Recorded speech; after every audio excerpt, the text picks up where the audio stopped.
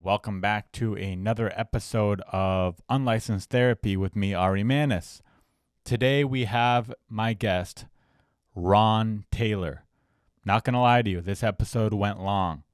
Almost 3 hours. I cut it down, but we recorded for 3 hours.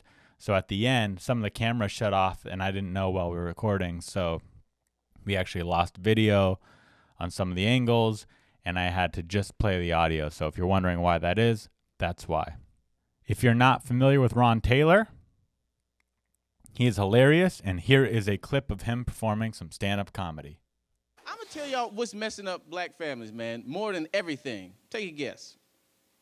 Don't worry, I'll tell you. It's the dishes, man. The dishes. The dishes has destroyed more black families than anything. I couldn't go to prom because I didn't wash the dishes. I know people been kicked out of their house because they didn't wash the dishes. Like that's a thing. Like this, the dishes. Like black people hate washing dishes. Really, everybody hate washing dishes, but black dishes is hard to wash. Cause we cook stubborn meals. Like, you ever tried to get old grits off a pot? You need holy water and a jackhammer to get that stuff off.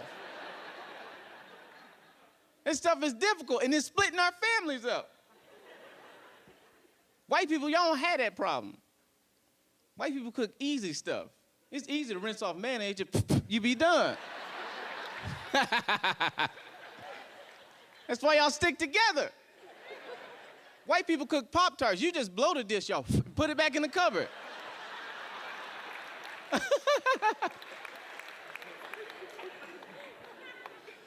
I tell you who got it together the most, man. Latinos. Yeah. Y'all stick together. And they got it figured out. They got the dish problem down. They said, we ain't using dishes. We gonna make our dishes out of corn and flour and eat them afterwards. That was Ron Taylor. I hope you enjoyed that, and I hope you enjoy the episode.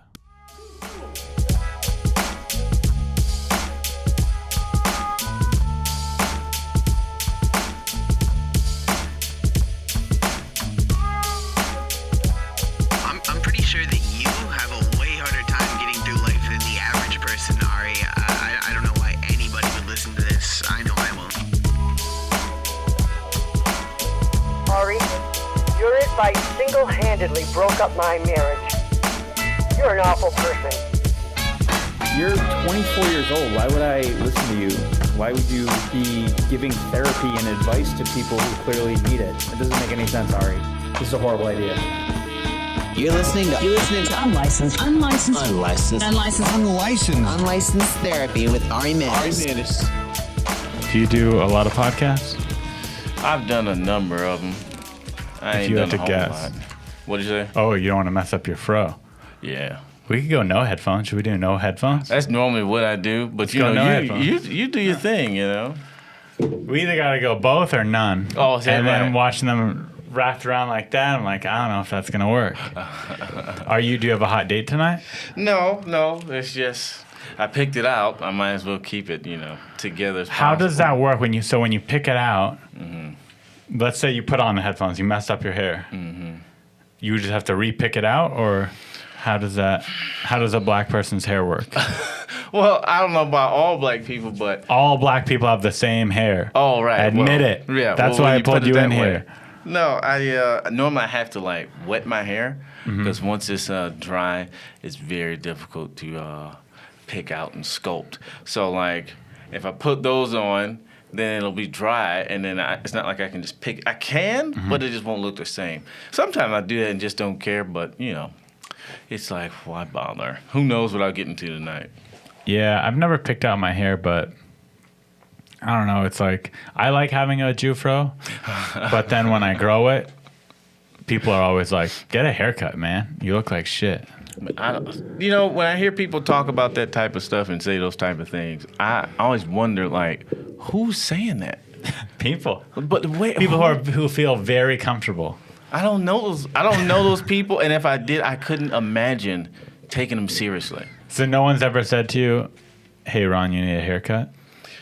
I mean, maybe, but that's like a stranger saying like, "Hey, your cousin's a bitch." I don't even know you. Why would I care about what you say? Your cousin's a bitch. Yeah, it's like do strangers have someone ever said that to you? No, but it's just as random to me. It's like, in what world would I give even the slightest fuck that you think I should cut my hair? I think you should give me all the money in your pocket. And what happened to the saying, if you don't have anything nice to say, don't say it?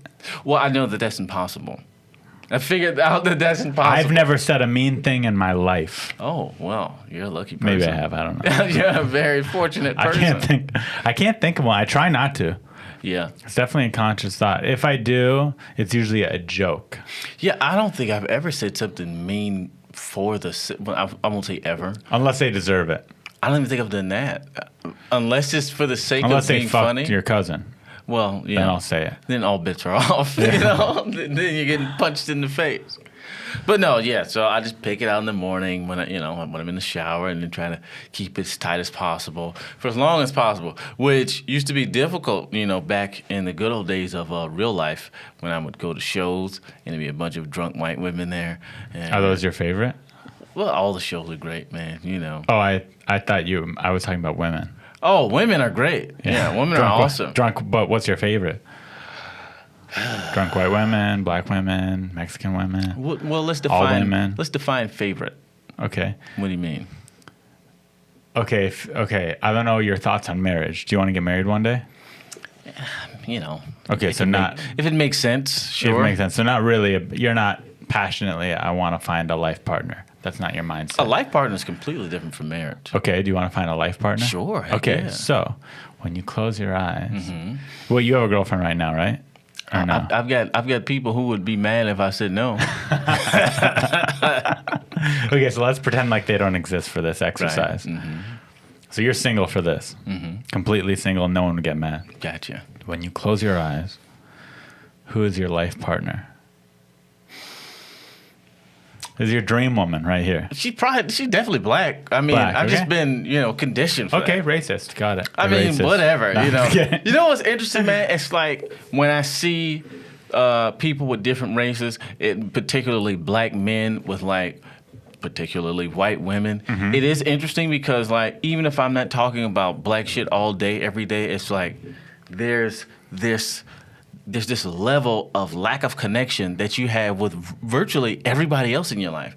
And the person you've selected to be with forever is the one person that don't connect with you on that level. Now, obviously, that's not everybody. Right. Sure. I'm sure there's some white person that can connect. Or maybe there's some black person who just doesn't connect on that level. But, just a regular version, just regular black dude, regular white woman, and this is just your life partner, and and you're like, man. Maybe they just need a change of pace. It's like, can't be all black all the time. A change of pace for life? That's like a long time. A change of pace for that part of their life. Marriage is supposed to be forever. That's why I mean, like, they're still into all that stuff outside of the home, maybe. I don't know. Hey, I'm just playing devil's advocate. to each his own. I've never had a black girlfriend. Because I'm racist. No, well, sure, because I don't know. It just hasn't happened. It is what it is. Does half black count? Yeah, especially two racists. Yeah, if you're half black, I've had some half blacks. If you're half black, you're all Negro. Let the fucking racists tell it. Well, You're they say racist, right? 1/8. If you're 1/8 black, you're all black. As they said. I don't know any 1/8 blacks. How would you even measure that? That's fucking. I ask them. Dirty fucking I ask everyone I racist. meet. I say, what percentage are you? Yeah, Holly Berry. Interface. Is she black? She's half, right? But do you consider her black or half?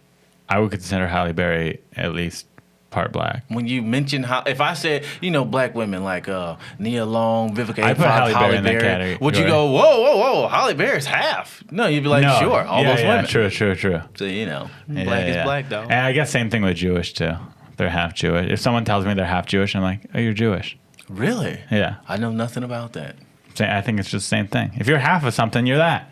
I guess. You identify with that. Well, I know with black in particular, they put it like this. We as common folk can say if you're half, you're black because black, the color, not the gene necessarily, but the color is definitely dominant. So if you're half black and you look like a light-skinned black, you're fucking black.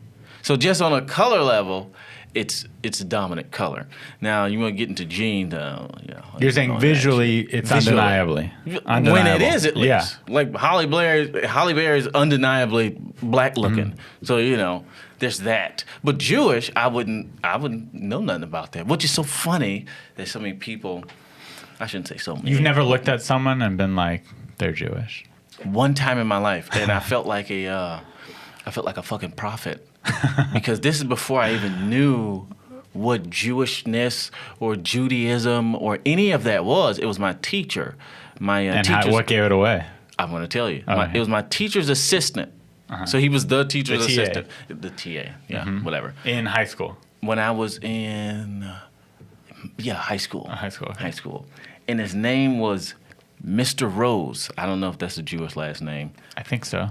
Whatever. Yeah. And it was just, mind you, I know, then I definitely knew nothing. I still really don't know nothing, but then I knew completely nothing. But he just looked like, I'm telling you, it looked like a little hat was supposed to be on his head. It just looked like it fit there. And I never saw him wear it, but I could just see it. It was like... You just close your eyes, you could imagine it. It was like easily. He had a spot asking for it. It's like, it needs to be there. Or maybe he had a spot where he actually did wear it during the off hours, so his hair was like patted down. That's very possible. It's very possible. I never saw the hat, but I'm like, one of them little hats. Did you say to him, "Hey, are you Jewish?" Yeah, he was like, "Yeah, how'd you know?" I was like, "You just look like you should have a hat." He was like, "Yeah, I'm Jewish." That was the end of my conversation. Later, I looked back and he had the fucking Jewish nose, and he was short, and he had the little movements. He had it all. He had all of it, but I didn't fucking know. He had change in his pocket that you could hear when he walked around, just like pennies and dimes. He just really looked like he belonged in a Woody Allen movie. He fit the whole thing. But now, are you a Woody Allen fan? A fan would be a stretch simply because I'm not super familiar with his work. I haven't watched too much. I've watched some of his newer ones, but I couldn't identify as a Woody Allen fan either. I haven't watched enough. I've seen his stuff just because, like, early on in my career, I was like a student to the T. So if somebody mentioned this is who you should find out about, I had Netflix before streaming was a thing. So somebody's like, you should get the deliveries. The DVD. Yeah, I had that. Right. Or I actually had a Netflix copycat. Really? It was like $3 cheaper a month, but it was the same thing. They just delivered DVDs to your house. And I would do a thing when how long ago was that? Was that 10 years ago, 15 years ago? Yeah, about 10 at least for me. 10, let's say it was 15 years ago. I had a DVD burner in my computer, and every movie I would get delivered to my house, I would copy it, and then I would have a copy of the DVD. So I would just have this little scheme going where I had every movie I wanted. Makes sense. It makes sense. But yeah, I had Netflix, and anytime somebody would mention a comedian, I like get their movies or whatever. So I watch some Woody Allen movies, and it's funny because back then, if you had the DVD and let's say you didn't like it, well, that's your movie for the fucking next 2 days. You're watching it anyway. So you gotta watch it. So I was just sitting there like, okay, he sneezed on cocaine. I guess that's a bad thing to do. All right. I just watched it and whatever. But no. So if you were a comedy nerd, you could say, you've watched a lot of comedy movies, it sounds like. I watched more stand-up, but there was so little Woody Allen stand-up, I had to go to the movies. Right, yeah. So there were no specials. I forgot he did do stand-up. Right. I've never seen any of his stand-up. Yeah, I saw it later, when YouTube picked up. So who are your biggest influences? On my personal stand-up or comedy and whatnot? Yeah. There's so many. I've stolen from so many. I think everyone has. Well, here's the thing, man. If you're a good comic or a good comedian, you know how and what to steal. I say steal because it's such a brash word. Obviously, right. You could steal anything. You could steal a mannerism. You could steal a word, even. Exactly. You could steal the way they say a word. Or the way that their brain went to get an alternative word to a very common word. Right. So it gets real deep. There's a mannerism. There's so many little minute things you could take to where someone would be like, that's not stealing, and someone would be like, that is stealing. Yeah. But, you know, what I care? To me, everyone starts with that. But then eventually they stop that and they do that. I don't think I ever like straight up stole like that's not mine. Not on purpose. I'm It's from going to take watching. it. It's from watching it so much. Yeah. So the people. Let's see. I've gotten from so many people. We'll just go off top, real easy. Bernie Mac, Patrice O'Neal, Dave Chappelle, Chris Rock, and then there's Louis C.K. He's the man. They're all the man. Oh, Paul Mooney. Good Lord. I forget about Paul Mooney from time to time, but man, just. Have you gotten to perform with him? Perform with him? No. I think I had an opportunity, and I don't know. It was some Detroit shit, and I just didn't. But I've seen him live twice, I think. Yeah, twice. At the Comedy Store? Or once at the Comedy Store and once in Detroit. Nice. Yeah, at the Comedy Store is when he's, forgetting stuff, and it was all weird. But he was just too old. Yeah, but it's still good to see him. You know, it's like, hey, I got to living legend. Yeah, I got to see fucking Dick Gregory, and Detroit will really roll oak, but in Michigan, and got to see some up there guys. Yeah. How long did you do comedy in Michigan before you moved here? Well, I started in 2000. You know, I don't get to say this often. Not that it matters, but when I think about it, I started thinking comedy in 2009. What do you mean thinking comedy? Exactly. So here's the deal. I'm going to rifle through this story. This is my inception into stand-up. Okay. A lot of people was like, somebody said they were funny or they had heard about this comedian or whatever the fuck. None of that happened to me. It was very weird how it came about. I kind of found humor, and then I found like the, how can I put it? Just the sharpening and the enhancement of humor. So it's like, okay, I told this story at lunchtime, and I told this same story at fifth period, and then by my last class, it had been refined. And it's like, oh, wait, this is something. You're just trying to make people laugh in your day-to-day life. Yeah, and it's really not even like comedy. Yeah, and it's really not even like I was trying to make people laugh. That's what was interesting about it. It was like people were literally requesting the story.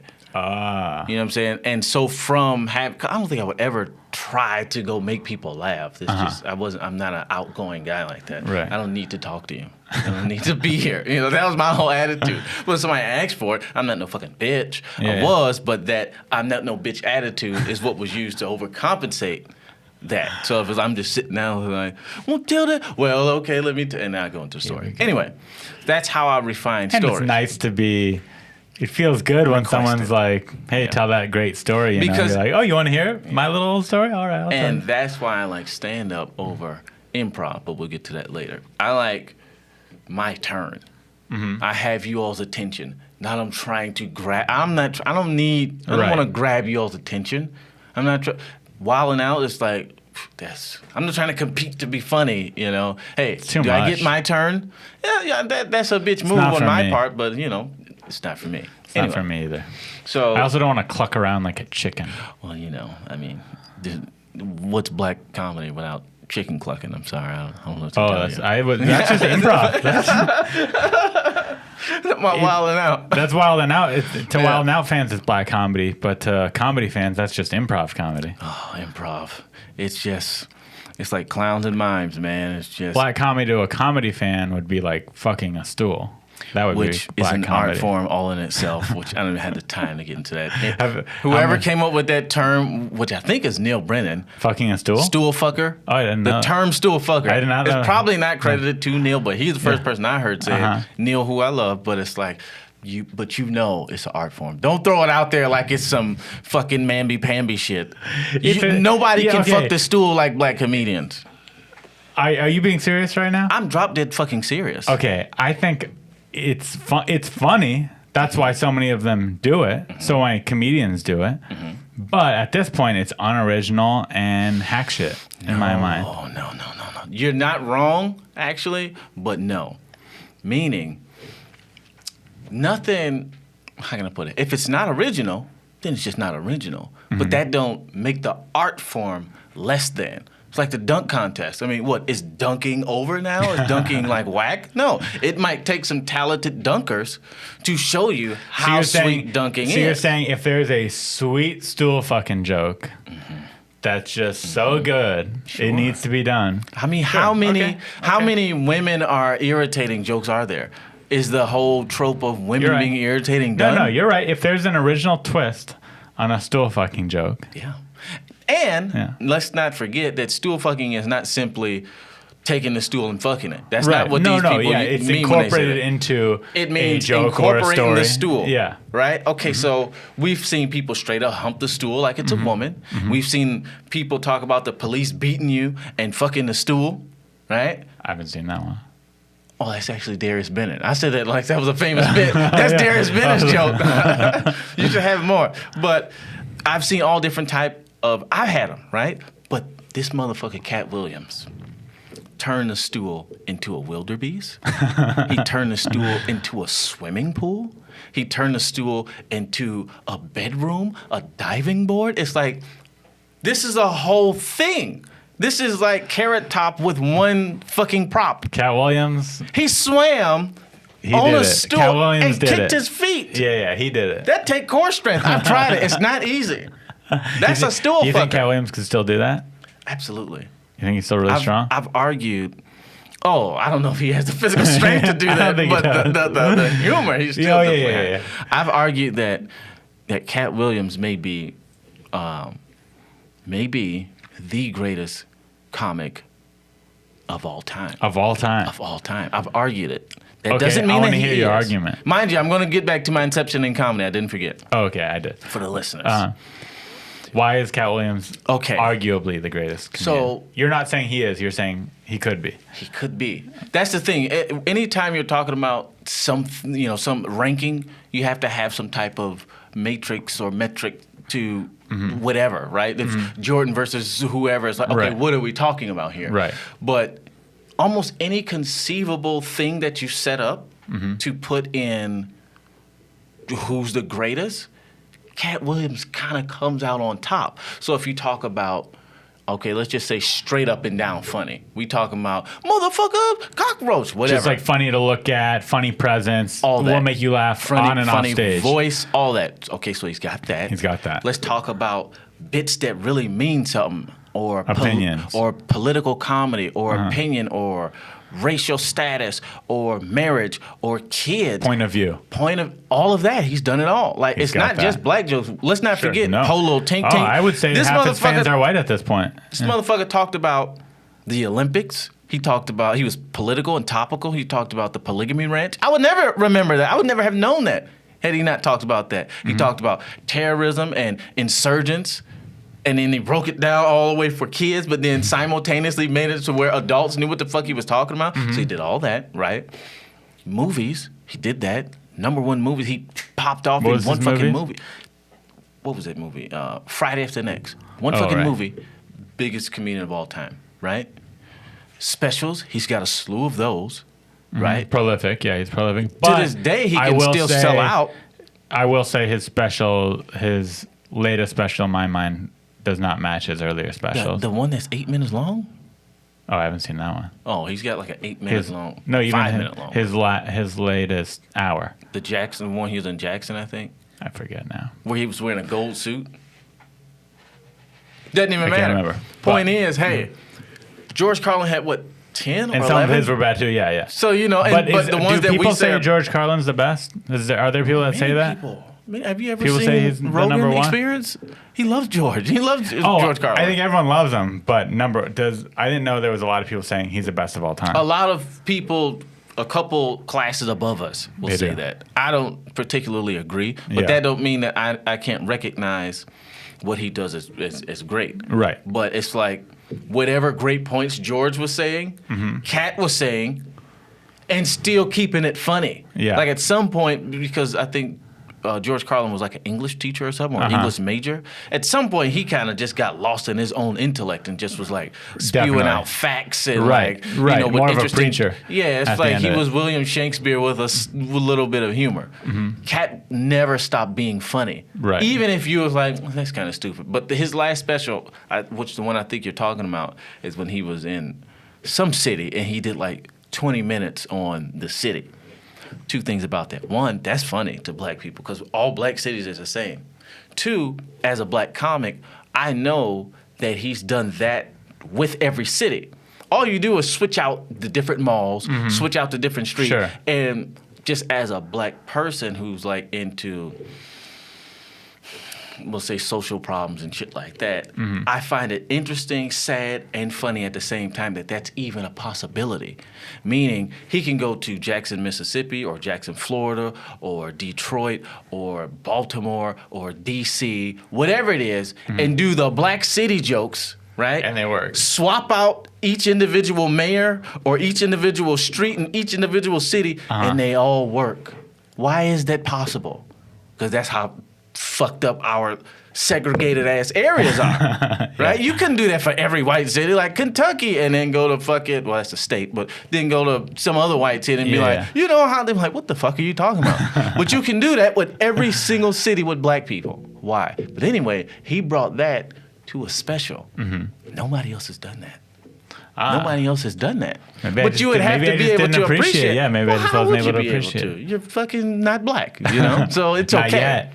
Not yet. Not yet. But anywho, that's why I argue. Working on it. That's why I argue he could be one of the greatest of all time. I mean, the funny, It's a compelling topics, argument. the longevity, the everything. I mean, he still got it. He got a fucking Emmy for acting. He can act. Not scared to say whatever the fuck Who's he funnier wants. than him right now? Like, let's get away from all time for a second. Right now, who's funnier than Cat Williams? Now, I've heard Cat say Dave is funnier than himself. I disagree, but I've got a different idea. Funny versus better. Yeah, see, at that point, it kind of gets subjective. Who's funnier than Cat Williams right now? At that point, Exactly. It's like you could say he's up there with the funniest people. Right. And someone's gonna be like, "Well, I think this person's funnier," and that's why I Yeah, say yeah. if ever you are to, one is to like try to figure out who's the best. It's like unless you have some rules, it's Right. going to be subjective. Right. But I'll say, damn, on the rule of laughter production, laugh per minute, big laughs per minute. Cat's definitely killing Dave, but a lot of people are killing Dave. But the shit that Dave gets you to laugh at is like, I can't believe that even was possible. But Cat has some of those too.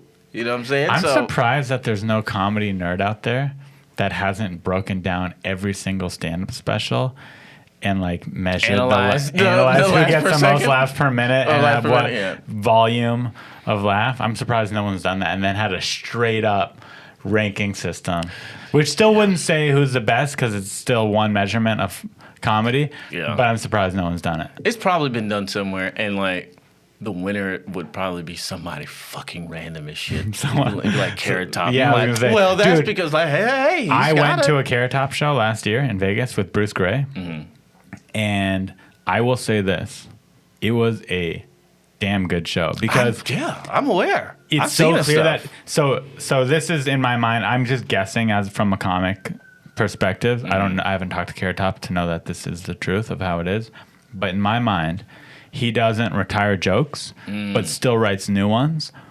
So he has He's just collecting. this massive arsenal of jokes, right? Hundreds and hundreds. I'm sure he's retired some, I'm sure, that have gone out of date or whatever. But if he can still do it, he'll do it. So he had hundreds and hundreds of jokes, and he was trying to cram in, it seemed like, as many as he could into this hour. So even if you didn't laugh at half of his jokes, you were still laughing a lot. Like there were so many jokes, like joke. Yeah, apparently that's what Jerry does. Like that's why he didn't put out specials. That's what he said, at least. He's like, no, you just keep adding on to the act, and to each his own, tomato. But anyway, Cat Williams the best. Now back to high school. Long story short, right? So I found funny. Then I found the enhancement of funny. I graduate. I start thinking comedy. I'm like, you know what? I think oh, it's comedy. What the fuck is this comedy stuff? But I'm still in regular high school mode. You know, I'm going to school to be an engineer, yada, yada, yada. 2009, I graduate. The summer 2009, I start watching all of this stand-up. I'm just watching stand-up for some reason on YouTube, just for some odd reason. I'm just loving it. I'm loving recapping people's jokes, but it still never had dawned on me that this was a thing that you could do. That anybody could do. Yeah. It was like stand-up was something that like they asked random people who were famous to do. There was no idea or concept of a comedian in my mind. There's no school of Oh, this is what you do to do comedy. It's like if Will Smith was on Comic View, I wouldn't be like, when did he start comedy? I'd be like, of course. I mean, who else he's a does comedian, that? No, he's a guy who's famous, who they would ask to. That's what you were. Didn't he try doing stand-up this year or something? He did a show on stand-up. When he turned 50, he did stand-up. It was one of his bucket list things. Yeah. I think it was, I know Clayton English and I think Rail Battle and Dave Chappelle were there. Yeah, pretty crazy. Anyway. I would have liked to see that. Yeah. Yeah, well, it's on YouTube. I bet it was good. Oh, it's on YouTube? Mm-hmm. Is it good? No, of course not. I would think it would be. How could it be? Just because he's... Okay, here's why it could be good. It's as good as Will Smith is enjoyable. You can't not enjoy him. That's the thing. He's a likable, enjoyable, funny guy, charismatic guy. He's talented and I assume very smart as well. And he was with three funny, hilarious comedians to help him. Yeah. So in my mind, I'm like, maybe it'll be good. Yeah. They didn't show the whole 5 minutes. Got it. They showed the hot highlights. clips. Yeah, they made him look like a badass. Right. And then Dave was like, good job. You know, what I'm going to do? Go against Dave Chappelle? And I'm like, no, you fucking sucked. Tell Will Smith. That's how you I feel. wasn't there. That's how you feel. No, I just imagine it was decent enough. Yeah. It was as decent as exactly what you just explained. He's a fucking genius. Yeah. He's likable. And he has a slew of funny things to talk about. And he had the biggest advantage of all. When he walked on stage, the whole crowd is already in love with him before he says a word. Who's going to boo Will Smith with Dave Chappelle sitting next to him? Why? Anyway, so speaking of Dave, again, I keep saying long story short and making the story longer. So I get out of school, I'm thinking comedy. I start watching this all this comedy, and then I start looking up comedians for some reason. It still never dawned on me that I was going to even think about stand-up comedy until I saw Dave Chappelle on Inside the Actor's Studio, and he was talking about reading this Time magazine with Bill Cosby on it. And Dave Chappelle said, from reading that Time magazine, he realized that being funny was a marketable skill. That's the sentence Dave Chappelle said while reading this Time magazine. When I heard him say that, I was like, oh, being funny is a marketable skill. And then he said, that's when I knew I was going to be a comedian. And I was like, oh, a comedian. And that day is when I started being a comedian in my mind. That's in 2009. I didn't start stand-up because it took me a while to find it. You know, there was no everything that exists now. I had a phone. I had the Samsung Instinct, which was like one of the first answers to the first iPhone. Okay. And I went to my GPS, which was a brand new thing, and I just typed in comedy.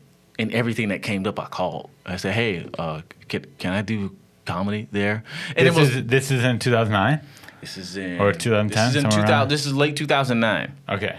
Right? And I'm like, hey, can I do comedy there? And they're like, no, who are you? What are you talking about? I'm like, oh, okay, whatever. Click. I'm calling another number, and it's like just some comedian's business information somehow. It's like... you're calling comedians. That's because that's how they register. Right. We probably went from phone book to GPS. You know, this is early days of all this stuff. Yeah. And then I'm like, hey, can I? And they're like, no, I'm a comedian for hire. No, I don't have any shows for it. I was like, all right, click. And I finally found a club, Joey's Comedy Club, and I booked myself for an open mic night. But they had, they booked it far in advance. It was like, January 23rd. And how far is Joey's Comedy Club from where you were? Couple miles, maybe. Okay, so close. Let's say about 25, 30 minutes. Okay, not too far. Yeah, not too far. Anyway, long story short, after Dave had said that, I switched my major from engineering to theater arts. Then I went to Wayne State for theater arts because in that same Inside the Actor Studio thing, Dave said that somebody told him, if you want to be a good comedian, you got to go to school for acting. And I was like, okay. All this shit happened in one day, by the way, from one fucking stupid little That's all it interview. takes. But you had been a comedy nerd for the last year. But didn't even realize that's what it was. Right. So it all made sense. Called, switched my majors. Now I'm in school for theater arts. Didn't pay the second semester or something happened with money, but I was still at the school. But school hadn't started. So there's this comedian that comes to the school telling jokes, right? Mike Green, actually. Now, I still got my date to do stand-up on January 23rd. This is like early January, right? This comedian's at my college just telling jokes. And Got booked from the college to do stand-up. right. Yeah. Looking back on it now, I know that was a fucking shithole gig for him. But it was just, what the fuck do I You're know? just like, I'll go watch comedy. It was just spaced out in this big giant hall. His kids just sitting there finger fucking each other and just, trying not to go to class. Or there was no class. But anyway, so me and my buddy were laughing. And then the comedian's like, hey, what you guys laughing at? Which was like, what the fuck are you talking about? But anyway, my buddy's like, he got a joke for you. I'm like, what the fuck? No, I don't. Why would you say that? I just didn't understand what he meant by essentially it. heckling. Yeah, he was like, he got a joke he wanted to tell. I was like, where's this even coming from? I never said that. I didn't get what he was getting at. The guy's like, hey, you want to do it? You want to come up here? I was like, He's probably in his head like, hey, if someone wants to eat out of my time, come on up here. Yeah. I know Mike Green now. Yeah. By the way, this is like my first time. Anyway, so he's like, you want a joke? You come up here, tell a joke. I go up there, tell some joke about jerking off while taking a shit or, something. Yeah, something. I don't remember registering laughs. I don't know that anybody did laugh. I kind of just blacked out. I don't remember anything. I went up there, I came down, and that was it. But I had done it. Right? Yeah. Still, nothing had registered. But that was my first time on stage. Yeah. Doing My stand-up. second time on stage was the gig that I had booked prior to that pop-up situation. The open mic at Joey's. Correct. Went up there. Still don't remember anything. Don't know how you did? No. Blacked out. And didn't film it or anything? Or record No. it? To this day, don't remember what happened. Damn, I want to know. The third I'd like time. to, in my mind, I imagine you murdered. I don't think so. I You feel like just I got killed. some. You got the bug. I feel like I got some jokes off, Mm-hmm. but 2 times of doing it, I am a comedian now. Because I had already been writing jokes, but I didn't know they were jokes. But after the first and second time, it's like, oh, these are jokes. That's what they are. Mm-hmm. Okay. Cut to third time on stage, which is my second official time. I'm Okay, at Mark Ridley's Comedy Castle. Which is the A room, right? Yeah, pretty much. Yeah. Yeah. And Royal Oak. And for all practical purposes, I fucking kill.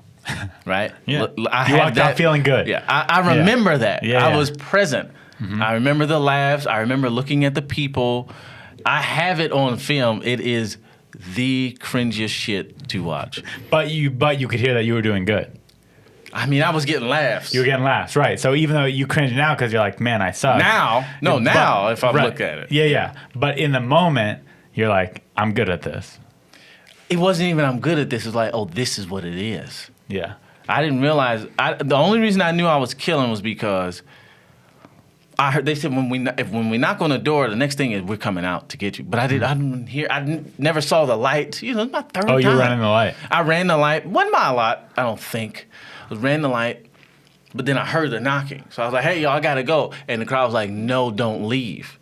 That's when I knew. It was like, oh, I'm doing good. I was like, oh, I gotta go. They're gonna cut the mic off. Good night. That's my time. Yeah. And then after that, I You recorded loved quite it. a few sets after Yeah, that. yeah. You were like, But I'm see, in. this is the thing, dog. There was no sense of me like going, I love it, which is why I talked about how I got into comedy. There was no matter of like, oh, I love this. It was like, no, this is just what I do. And since But that you could day, love what you do. yeah, and I do love it now, but I'm just saying, like, I don't know, like when you're in school, even in your favorite class, do you love school? No, it's just what you do. Do you remember a time not going to school? It's just what you did. You had classes you enjoyed, you had friends you liked. Yeah, but the difference with school is, with school, you have to do it for the most part. That's kind of how I feel about comedy. Comedy, you chose to do it. You made the choice. No one made that. No one said, Ron, you have to do this, but you're the only one that said, Ron, I have to do this. That is true. But You could have stuck to engineering. It was an option that you chose. So some part of you were like, man, this would be awesome. This would be cool. This is a job. for all me. that is true. Yeah. But I never registered it that way. I, at least not early on. It was more so just like, this is my life. And it was like, something's got to substitute for the structure that was supposed to be college. There was in no world. So you dropped out of college. I kind of just stopped going. Yeah. To say drop out is. That's dropping out. To say I dropped out would imply that it was a conscious decision. It was more so just like, one day it's like, you can't come back. I was like, why? It was like, you didn't pay. I was like, all right, I'll come up with the money. Never did. But anyway, dropped out. Yeah. But the idea of just not going to school and not doing nothing, well, that's not an option. I'm the oldest, right? So it's not like there was an example or a precedent set that I could just stay at home and not go to school. Right. I had to do something. And I was doing comedy with the same intensity of school. Right. Not even So you're like, taking I've got to do seriously. it. Yeah, but I think it was subconscious or just my training. You felt guilty for not being in school. Wasn't guilt. Yeah. It was like, something's got to go here. And I'm saying I can't take credit for it. Like, if every day you get up and you go to work or you go to school, and then after school you get up and you go to college, after school every day you get up and you go to work, if you're just trained that way, every day you got to get up and do something. So that became comedy. Every day I was getting up and I would go to the library. I would rent all the comedy books. I would look up all the shows. I would hit up all the comedians. I would find all the open mics. I was doing it like it was school, but it's not like, I'm putting my all into this. It was just like, no, this is what you do when you do a thing, right? You know what else is fun when you're 18 at this point? 19? You're young. 18. 18 years old. 17 in So 09. you're a kid. 18. You're a kid. I feel like when you're a kid, you also are kind of fearless in a way because you don't you don't know. So you're like, sure, I'll just call everything that has comedy on it. Whereas now, I'm like, I wouldn't do that. That's embarrassing. I'm not going to call too much. Yeah, I know too much. I'm like, I'm not going to call that comedian and introduce myself. Why would I do that? Yeah. Yeah. But when you're young, you're like, sure, I'll do that. That ignorance is But it's nice. It's it actually wildly gets you powerful. far. Yeah. It's wildly powerful. Totally. I mean, I did so many things. I mean, I didn't know that you couldn't just make a business card and just slap a picture of you on it. I didn't know you couldn't do that. I didn't know you couldn't just record a set and put it on a DVD and sell it. I didn't know you couldn't do that. I didn't know you couldn't just go to a place and say, hey, can I feature? I didn't know all of those things were looked at as anything. Dude, I opening for some of the people I open for, I'll see someone will email them saying, hey, I see you're coming through my city. Can I open for you? And I'm like, why would they do that? I would never do that. And then they're like, yeah, we should have him host. And I'm like, it's working? Yeah, man. That shit works? Yeah, fuck yeah, man. And I mean, and it's so good, like, it was so good coming up in Detroit, which is funny.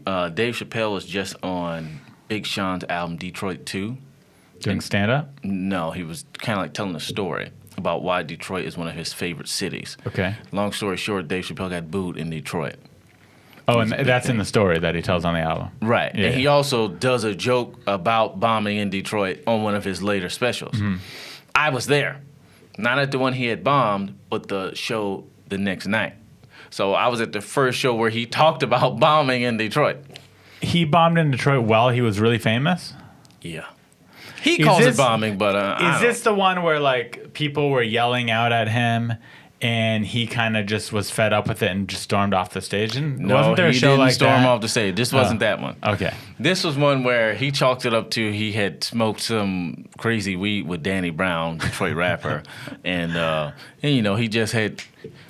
Between that and a bad night, and he said he was due for a bad night. You know, you would do enough shows, he's like, oh, I'm due. He said he was due with, it's just a combo, and it's Detroit. But one of the things Dave Chappelle said about Detroit was, it's just, they're very interesting crowds. Now, that's all I'm going to say about what Dave thinks, because I don't know everything he thinks, but I can say, as a Detroiter, it's like... we did Detroit together. Or no, we did Grand Rapids. Yeah, we did. But that's a different crowd. Completely different. Yeah. Detroit, in particular, black people in Detroit, it's almost like we don't want you. We don't care. Even your loved ones, we don't really give a fuck. So like the attitude, they're harsh. it's weird because it's easy to call it harsh. I'd like to call it something more. They are not detailed. forgiving. They are not supportive. They are more like, hey, if you're gonna do this, you better fucking do it.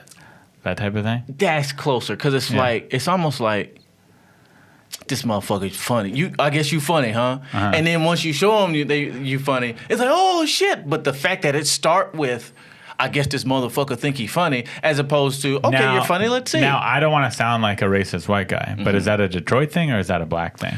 Well, it's very interesting.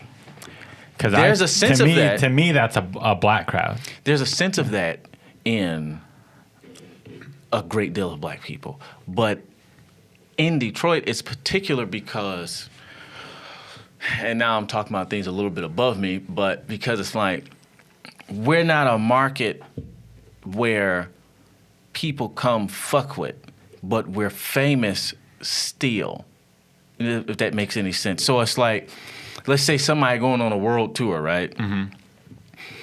Beyonce, well, they have. Well, everybody's going to come through eventually. Beyonce, Jay-Z, they're not coming to Detroit. Detroit is to not see at the top of Detroiters. the bucket list. But for it's people to not. go to. So it's not obscure enough for us to have the attitude of an obscure city.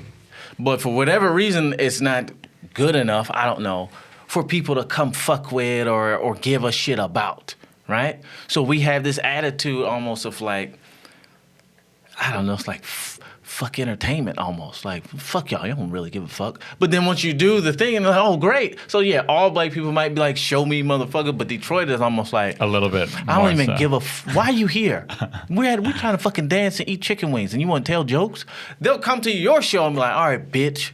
It's like, well, you bought the tickets. Other places are almost. So it's a tough crowd then. Yeah, it's like Detroit's a tough crowd. Shit.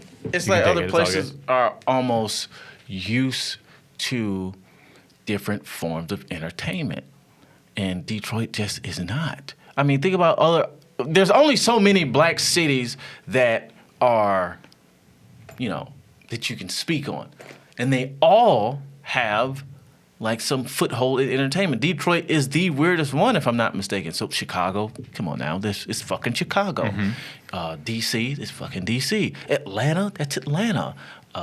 Fucking Baltimore, I guess. Fucking Baltimore. What's another black city that's like a big enough one you could name? Is Charlotte black or no? I think so. But Yeah. Charlotte is kind of like, it's almost like you talking about some down south shit now. Yeah, So yeah. it's like Charlotte is at the top of the obscure cities. You know what I'm saying? So it's like, oh, don't forget about Charlotte. But Detroit is at the bottom of the top The top cities. cities. Yeah. I see So what it's you're saying. like, because you gotta remember, we had Motown, the songs, and then the fucking all the cars in the world, and then it was one of the first places people came when escaping slavery and shit, or trying to move up north. So we're the bottom of the top cities. People fuck over Detroit. Yeah. Everywhere else it's like lower tier cities that have lower tier city energy. Anyway, I brought all that up to say it was very good to come from that. To come from the bottom tier top city, because nobody gave a fuck. Nobody gives a fuck, and some of the best entertainers are in Detroit. But Detroit has such a firm hold on people that it's hard or impossible for people to get out. Chicago has a pipeline to Hollywood. Atlanta has a very large pipeline to Hollywood, or Detroit doesn't. making it, or whatever it is. Yeah. New York is Hollywood. L.A., Compton is Hollywood. Detroit's a top tier city with no Nothing. pipeline. Yeah. So if you're in Charlotte, obviously the idea is get the fuck out of Charlotte. And you're in Chicago, you got a pipeline to go wherever you need to go. You're in Detroit, there's no pipeline, and for some reason you don't feel motivated to leave. It's like, I am in a top city. Well, then what motivated you to leave? Me? That's the thing. Motherfuckers got to go. You I'm were just trying. like, I gotta go. I'm trying to be that guy. I'm trying to be that guy. Eminem's one of the best rappers in the world, right? From Detroit. I mean, that's a whole nother situation. But he hung out in Detroit, but He's not from Detroit? isn't that public knowledge? I guess not. Oh, I mean, I'm not like the biggest hip hop fan, but I watched 8 Mile. But listen even in to 8 Mile, he didn't live in Detroit, right? But, I mean, doesn't a suburb of Detroit count as Detroit? But now you see what we're talking about? So let's say I say yes, fine. It's like I'm from Del Mar in San Diego, which is San Diego, in the city of San Diego. My address is San Diego. Mm-hmm. But if I said that to someone from, like, downtown San Diego, they'd be like, you're not from San Diego. But it's like, yeah, I am. Well, sure. Because I can't tell people I'm from Del Mar. Because people are going to be like, where the fuck is Del Mar? It's one of them situations with Eminem, I believe. I don't know. But, like, you could live in Southfield, right? And across 8 Mile is Detroit. So literally, you go across the street, you're in Southfield. You go across this way, you're in Detroit. Eminem could have lived somewhere that had a boundary like that, for all I know, and all of his business and school and grocery stores is in Detroit. I don't know. But point is, I don't think he's from Detroit. But whatever, rep it, I guess. I'm from Detroit. Detroit. It's on my license, you know what I'm saying? The tickets I've gotten, the fucking courts I've had to go to, the public schools I've gone to, the motherfuckers that robbed me, all that shit. Detroit. So does that mean you're from bad part of Detroit too, then? No. I mean, people robbing you. If you call all of Detroit bad, then yeah, I'm from the bad Isn't part. Isn't there safe parts of Detroit and shady parts of Detroit? Sure. I was from I grew up in the safer parts. Safer parts, okay. Yeah. But still got robbed and shit. Well, I went all over Detroit. That's just where I laid my head. I went everywhere, you know? It's like I got robbed by kids. I got into a At a high wormhole school. a few weeks ago on Detroit on their housing, because you could buy houses there for like $10, but you have to agree to fix it up. So it ends up not being a good deal. But they have a lot of abandoned neighborhoods, essentially, where the houses are just crazy. Has that been a thing? How long has that been a thing? Did you grow up with that? That's a little hard to say because I didn't pay attention to that. I don't know how long that's been a thing. I do know. But you know what I'm talking about now. Oh, yeah. There's a lot of abandoned houses. A lot of people... Like neighborhoods. Yeah. There's full-on abandoned neighborhoods. Yeah. Where you a just lot go of through people, and there's just either squatters or nothing. Yeah. A lot of people left Detroit as one thing. These are just some of the things I know. I don't know the reason. I'm not old enough to know. I haven't looked into it. A lot of people left Detroit. There was a lot of people that were pushed out of Detroit. There was a lot of plans to renovate. And once you plan to renovate, what's the first thing you do? You get black people out. But then those plans got botched for whatever reason. Jesus Christ almighty. Oh, I got to blow into my breathalyzer. We'll talk about that. You have to do it right now? Yeah, I mean, not this second, but I got to do it. But there's a lot of plans to... Do you have to do that whenever you get into your car or no? Yeah, I got one in my car, too. Wow. It's for 2 different DUIs. I'm professional. Do you have any in California? Yeah. Yeah. Yeah, I got them all over the country. Oh Anyway, long story God. short, these motherfuckers, they had plans, people left, and a big thing that I'm aware of is the riots. There were riots that came through Detroit and nothing helped. No, I mean, it was just riots and then over. That fucked up a lot of shit. So now you got entire areas that are still on, like, have been burnt up in, like, 92 riots and 68 riots and shit like that, and it never got fixed, ever. So, what's going to happen then? Foreclosures and stealing, and then the car collapse, a lot of shit happened to Detroit. I think Detroit's a very unique place, and somebody should look into it, like how it got fucked over in the way. But now it's getting cool again, from my understanding. I mean, I guess white people have come to downtown. They open up Starbucks and Jamba Yeah, Juice. it's getting gentrified. It's getting that's pretty cool. hipster. I guess. Yeah, but that's hipster. downtown. Safe. Downtown was all downtowns are downtowns. It's not hard to clean up a downtown. Right. It's fucking downtown. That's where most police stations are. It's nothing but roads. What are you gonna do? Hide behind a building? Very easy to clean up a downtown. I'd be surprised if just one fucked up neighborhood, one, was turned around, be it through gentrification or whatever the fuck it is. That would surprise me. Then I'd be like, oh, these motherfuckers got ideas. I think there's some neighborhoods that are turning around in Detroit. You would know better than me, probably, but Not to my from my knowledge. But I understanding. also haven't lived there in 5 Yeah. years. I've gone back every year, but not to my knowledge. I don't know. I mean, like a fucked up neighborhood, not a neighborhood with a few abandoned if you houses. got like fuck you rich, if you got stupid successful in comedy, would you go buy a dope house in Detroit? Well, It's here's just the like thing. a, Here's the backup thing. house. Oftentimes, that's why I say Detroit's unique, and I think somebody should look into it. There's got to be reasons that it hasn't been done already. I'm 28 years old. There's no way that I'm the first person to think about conquering Detroit and how available. Not conquering. I'm just saying, would you have a house there just to go back to? Go back home. Detroit? Detroit's a small ass city. I don't have no reason to be in Detroit, particularly unless Family? I'm like. Again, that's a city. You know, like, okay, here, it took me, 30 minutes to get here? 30 minutes, and that was 5 miles away. 30 minutes in Detroit, you've passed through 2 different cities because it's not that much traffic. So if I lived in Northville or Canton, as opposed to Detroit proper, it wouldn't make it. It's just a 30-minute drive. I have no reason to have to live in the city limits of Detroit. Right. To do that. Yeah. But would you get a house in Michigan to go back to? Maybe. Yeah. I think Michigan as a state is very unique as well. It's the only peninsula with fresh water around it. Absolutely. You ever see the movie Red Dawn? Michigan was like one of the last states to fold because of the fucking peninsula. When Armageddon go down, Michigan's where you want to be. Good to know. So yeah, it'd be a good place to have a fuck you house. Yeah. To run away to, especially during a time like this. What other place can you have a fucking, beachfront property, and looking at another country, Canada, for like $1,600 a month? Only place you can do that is in Detroit, man. Can't do that shit in Chicago. Because it's cold as fuck. Okay, so this is your breathalyzer. Yeah. So is that thing hooked up to the internet? How does it? Someone knows when you do this? Yeah.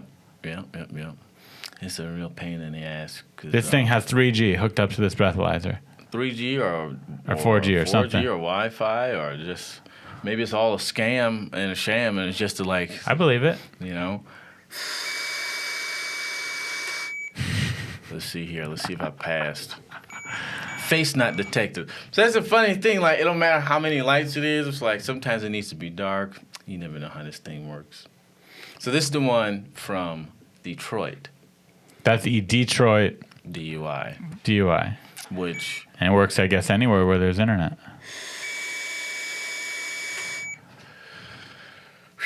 This shit makes me lightheaded. I've been doing so many drugs. So since I can't drink, I've done all the other drugs in the world. And now I'm lightheaded from doing those, from blowing into this thing. Let's see here. All right. Trying to get it to prepare. Now my balls are tickling. I got it. Busy man with your cell phone and breathalyzers. All right, let's see. To work? Good. I think we're good. Passed. You did. There it is. How many DUIs do you have? About 17. No way. No. Realistically, I have a mix-up with some licensing situations, but for all practical purposes, we could say 2. Wait, what's the mix? It's a long story. More than I care to get into right now because it's fucking. It's very so difficult. 2. So one in California, one in Detroit. Yeah, we could say that. Yeah. Okay, and do they know about each other? Yeah. So when you got That's your the problem. second one, that's why it's kind of like 2. I'm surprised that they let you keep your car. Wow. What else? What would they do with it? Say you're not allowed to drive that? For what? Most of the time when you get a DUI, they take away your driver's license. They did. So you're just driving illegally. No, they did. You think I'd come on here and fucking indict myself on this fucking podcast? Well, I can edit this out. No. There's different processes that they go through. All this shit happened so long ago. Mm-hmm. It's just through quarantine, I've had the time to take care of it. That's what happened. Gotcha. So after I couldn't drive, I just didn't drive. I just Ubered everywhere. And then it was a situation where I had to get my license back, and so then I had to put a breathalyzer in my car, and that allows you to drive. Right. And then I had to get a breathalyzer Detroit, and that allows me to get off probation or something like that. So I had I had a warrant in Detroit and like a warrant here in LA. But like the thing is, if you're not driving and the police don't pull you, how would you ever know you have a warrant? So in order to clean all that stuff up, all these things is what happened. I could just drive around. Did you have to hire a lawyer? How did you go about cleaning it up? I didn't have to. Got it. It made it easier. No, it didn't. It was just a waste of money. I wasted $4,000 fucking dollars. I hired a lawyer to not go to jail, and still went to jail, and still have to do probation. So you hired a lawyer just to tell you. I hired her for nothing. To be your secretary, essentially, to call you and be like, hey, you got to go to jail. She didn't do that. Like, they just took me. Jail is terrible, man. But, like, to go from court to jail, it's not like, if you're a celebrity, you go from court, they sentence you, you got some time to turn yourself in. When you're a regular motherfucker, you go to court hoping you're going to get off, or maybe you get jail time, who knows. But they take you that day. Yeah, they Like, say, hey, you're going to jail, and you're like, shit. And then You're they're like, you might have drove there. Do they handcuff you right away? Yeah, immediately. Immediately. Unless, you know, you got a fucking, what's his name? Johnny Cochran or something. Man. Now, this was not long ago, right? You went to jail 6 months ago? When was this? A year ago? December. Yeah, so December about a little less than a year ago. Mm-hmm. Was this your first time going to jail? Yeah, I'm not a fucking criminal. So when you found out you were going to jail at the end of the court, like, did you go into court that day thinking you might go to jail? Oh, yeah. You did. So you saw it coming. I did all my research about what was going on. I had the worst judge in Michigan, apparently. The strictest. Yeah, the worst. The worst. You know Jalen Rose, the basketball player? He's a basketball player. And, like, knows the mayor, everything, blah, blah, blah, whatever, right? She gave him 20 days his first DUI. He's a fucking famous basketball player. Didn't hit anybody, didn't kill anybody. She's just hardcore like that. Yeah. There's articles about this judge, about how all the other judges want to get this judge removed from being able to try DUIs because she's so unjustly harsh on DUIs. Okay, so you're like, I'm going to jail. You going in court that day. It was just a matter of what is it going to be, 2 days, 3 days, a week. My lawyer's like, it might be a week. It was the max I could have got was 90 days. I did 30 days. Around 30 oh, you were only in for 30 days? Yeah. That's almost like it's a DUI. I didn't kill anybody. That's I almost literally like was asleep in a car. 30 days in jail is almost like a fun experiment. It's almost an experience. Practically, that's what it was. Yeah. I wasn't in like jail. It was like, imagine a big library, right? With no bookshelves and cots. That's what it looked like. It looked like a library.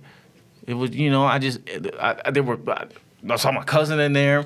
One of the fucking security guards was a comedian. Do you like your cousin? Yeah. My cousin, I love him.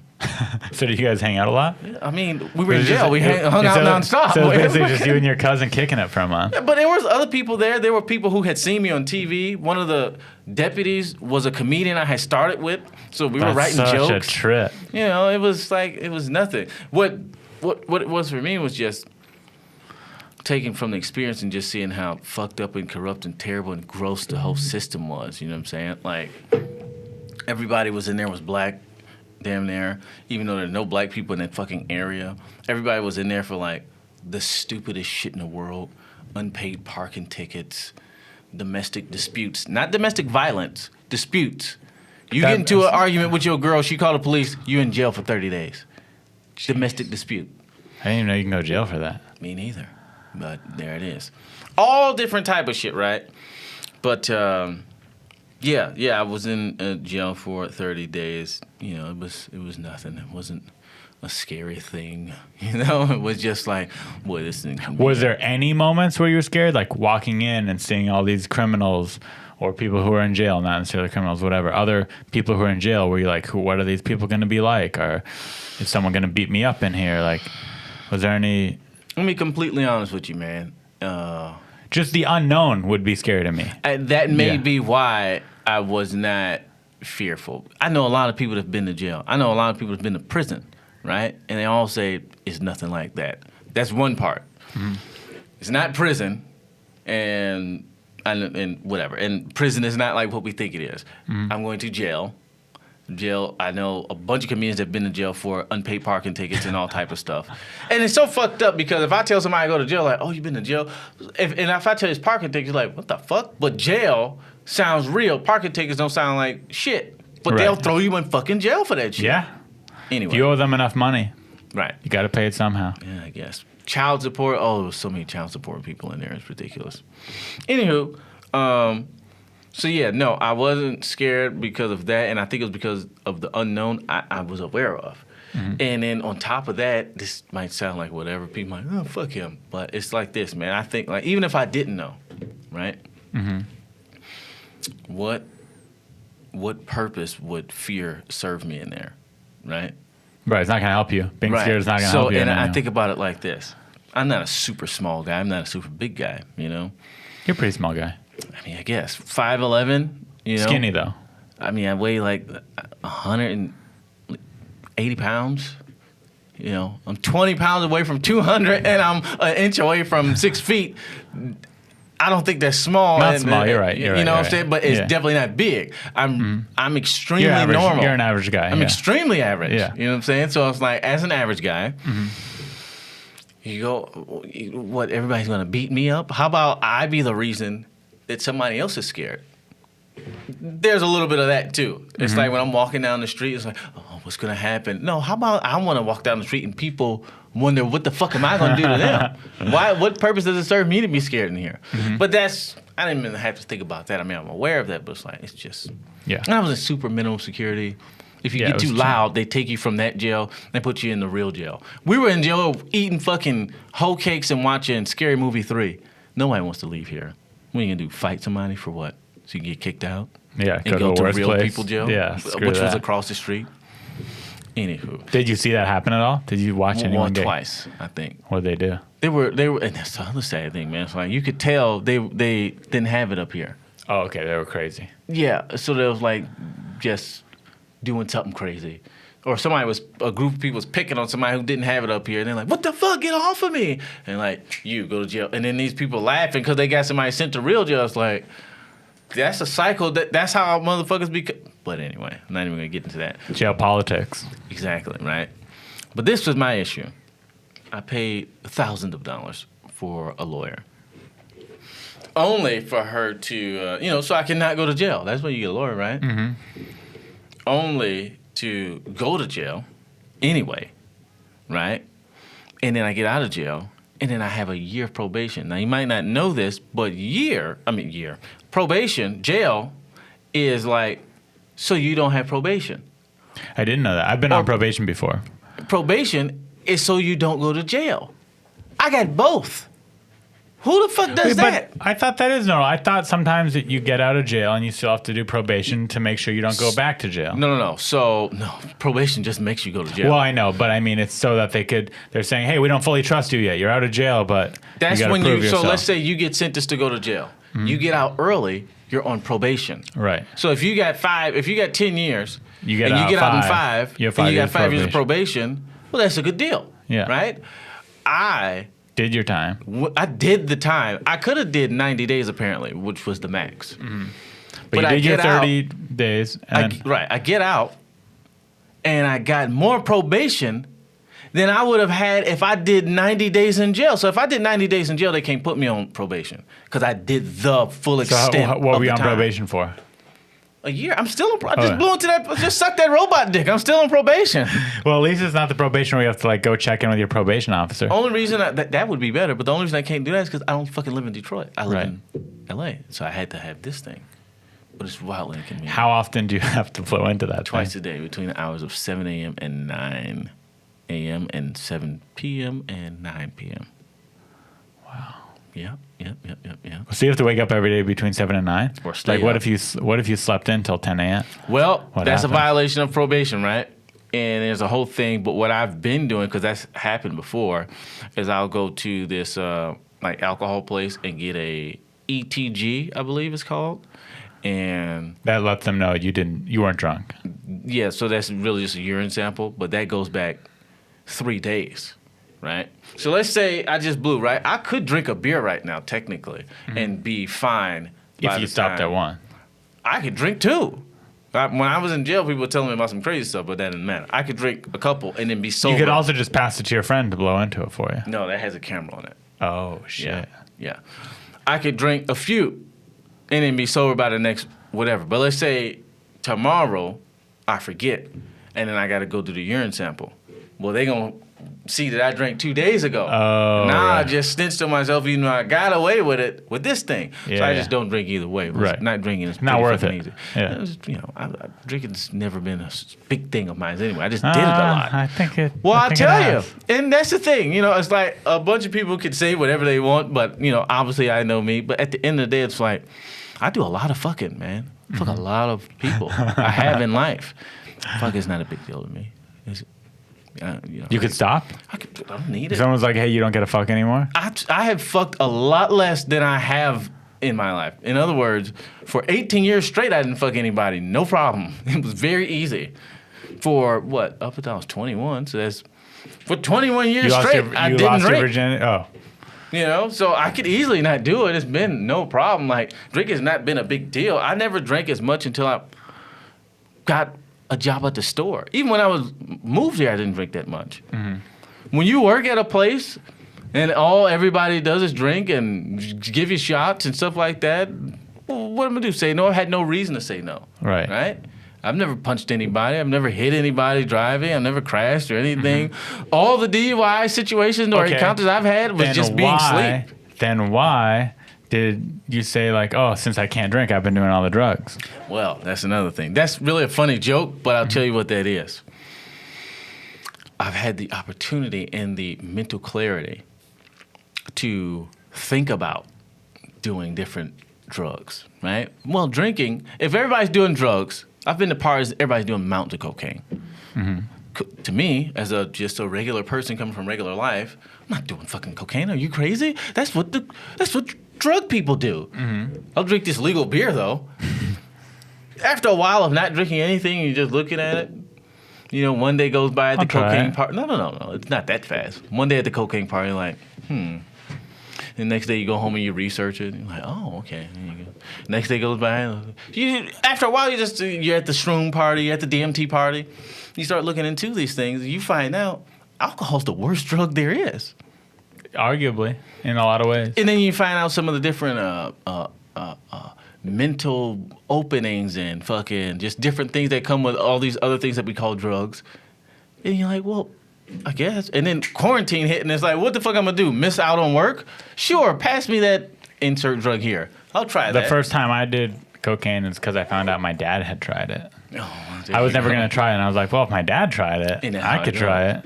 That's how it goes. Mm-hmm. You know, like I probably wouldn't have drank, but my dad drank, you know, or my friends drank. I didn't drink till I was 21. I could have drank a lot earlier, but I had no interest in it, you know? Like, it was just something to do. And like, if everybody else, and then it really just made me tolerate being places I didn't really want to be. You know, if you sign up, I'm signing up on fucking open mics. When I first come to LA, nobody fucking knows it's horrible. Me. I'm fucking number 13th, you know, not even 13th, sometimes 20th. But you got to get there early to sign up. So I got here at 8. I'm not going up until 12. Oh my God. It's horrible. And I live in my fucking van. I could sit here and just watch this god-awful comedy. Or I could drink 2 brews and, you know what? These fucking assholes are a little humorous. Makes the time go by faster. I don't mind being here. It's the whole thing, you know. But anywho. Yeah, like MDMA. I've been doing that. How often? I tried it once. Well, that's all you need. But I wasn't able to. I don't think I did enough. Oh, wait. No, I'm thinking of DMT. MDMA I've never tried still. DMT, that's that chemical, or that's the thing that releases the chemicals in your brain of when you die or whatever. Yeah, you go into another world. MDMA is like pure love or something. Yeah, that's like Molly and ecstasy. Yeah. That's the drug you do that with a girl you don't know, and then you tell each other you love them. You can. Yeah. You can, or you can research it and kind of do some internal stuff. Yeah, it's some deep stuff, man. It's like I'm a pretty horny individual. It's not about horny. Doesn't it make you horny? No. No? No. Okay. No. People say that. Just like, does alcohol make you fight? No. Alcohol will allow you to do what it is you might revert to doing or want to do anyway. I'll say for me at least, what it did was, MDMA, what it did was, I'll tell you what it does chemically. Long story short, it releases all the serotonin in your body, right? Makes you really happy. Every way that you could feel pleasure, let's call it pleasure. Every way that you could feel pleasure, you do feel pleasure. So when you eat chocolate, pleasure. Hear a funny joke, pleasure. Jack off, pleasure. Drink something on a cold day or on a hot day, whatever, pleasure. Every way that you can feel pleasure, you feel it all, right? So it did this for me, and then I'll shut the fuck up. Let's think about, like, we walk around on a day-to-day basis, and we think that on a scale of 1 to 5, 5 being the highest, that's the highest we can be as happy, right? And then Molly comes along and you realize, and wait, 1 to 5, it's hard to get to 5, but we try to do it all the time. We talk to our friends, you know, we go out, we try to make money, trying to get to a 5, but it's hard to get to a 5. But we know that 5 is the top, and that's what we're trying to get to. Then Molly comes along, and it shows you that the scale is like way past 5. It's 1 to 10, right?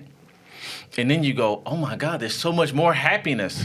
And then you realize, okay, this is where you got to be mature about it. Okay, I may never get to 10 because I got to 10 through drugs. But now in my sober mind, I know that it's so much more to get past. There's way more happiness past 5. So in other words, it just allowed me to understand that there is a realm of happiness that I can access in my own self through doing different things. So would you say it's made you happier as a person overall?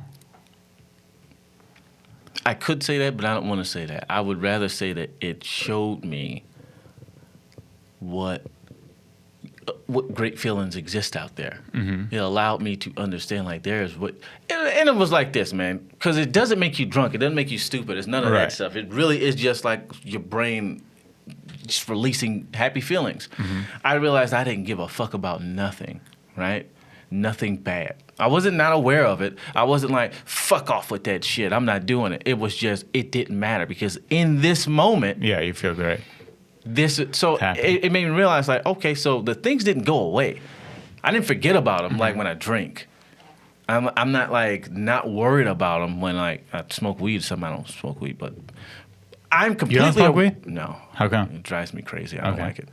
I'm completely aware of all these things I have to do, all this pressure that's on me, and I'm completely okay with the fact that I have not done it. I'm not doing it, but I am alive right now. I am hanging with friends right now. I am listening to this dope ass music right now. All those things. All the good things come up forward. It made me realize that all the pressure we put on ourselves can be removed mentally. Stress is not an active thing. You got homework. You think the stress will be gone when you finish the homework. No, the stress can be gone when you decide it. That's what Molly showed me. That's pretty cool. Or you can just get fucked up, you know what I'm saying? Makes me want to do Molly. I've never done it. Fucking come over, man. I bought it one time and then never ended up doing it. I ended up giving it all away. Yeah. I just wanted to buy it for fun. I have this safe in my apartment that I have a little bit of every drug in. Yeah, me from too. the dark web. Oh, I got mine from people, not the dark web. So there was a period of my life where I was like, I want to have every drug. But then I didn't end up doing all the drugs. Yeah, I did acid. Boy. It's like super weed to me, but that's a whole nother story. Shrooms. I did acid once. Yeah, I've done shrooms a few times. Yeah, I'm not a fan. I'm really not a drug guy, period. You know what I'm saying? I'm not a fucking... You just bored. Not even bored. It was just like, I mean, there's got to be something to it. If white people said it's illegal, there's something to it. Yeah, you're just experimenting. Yeah. You're finding yourself. Yeah, if white people said it's illegal, it's probably... I probably should know about it. You know, they don't say anything good is illegal. Like, all the things that... Or anything bad. All the things that are illegal that white people say is some shit that we probably should find out. So we should just go down the rule book and try and break every law. I mean, at least investigate. You know, it's illegal. You know, it's illegal to catch. That sounds like a fun TV show. Yeah, you know, it's illegal to Ron catch Taylor rainwater. breaks the law. No, and then just you going down all the laws, and you're like, let's check them off one by one. Fucking pass. Except you could say, well, not do violent crimes. Everything else. I mean. I'm gonna break every non-violent crime. That'd be a cool show. Suicide is illegal. Why? I'd call that a violent crime. Yeah, but why is it illegal? I don't know. Because your property. Because then people have to the clean state. up your mess. I don't know. Because you're property of the state. You don't own you, and so what the Social Security card is? You're a commodity. But no one's ever got sent to jail for trying to kill themselves. People do. Are you crazy? Yeah. So fuck yeah. I'm in jail. What'd you do? I try to kill myself. If you fail, you go to jail. Sure, they call it. I thought you go to like a nut house for a little while. Can you leave? Then it's jail. But you leave. Well, they're just looking out for you. You leave once that they know you're not going to try and kill yourself again, or once they think that. Look, they can put you in jail. That's the point. Yeah. They can put you in jail. I don't know if they've done it or not. Who the fuck knows? There's a lot of stuff that's illegal. That shouldn't be. We all know alcohol's terrible.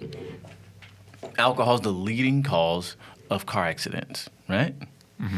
And I was doing this joke before I got this breathalyzer in my car. I got a bit about it, right? But it's the leading cause. Not front end collisions or whatever the fuck, or not having a bumper, or not having a seatbelt, or not having your lights on. You know, all these things we have. But we don't have breathalyzers in all cars. We got seatbelts, we got horns, we got brakes.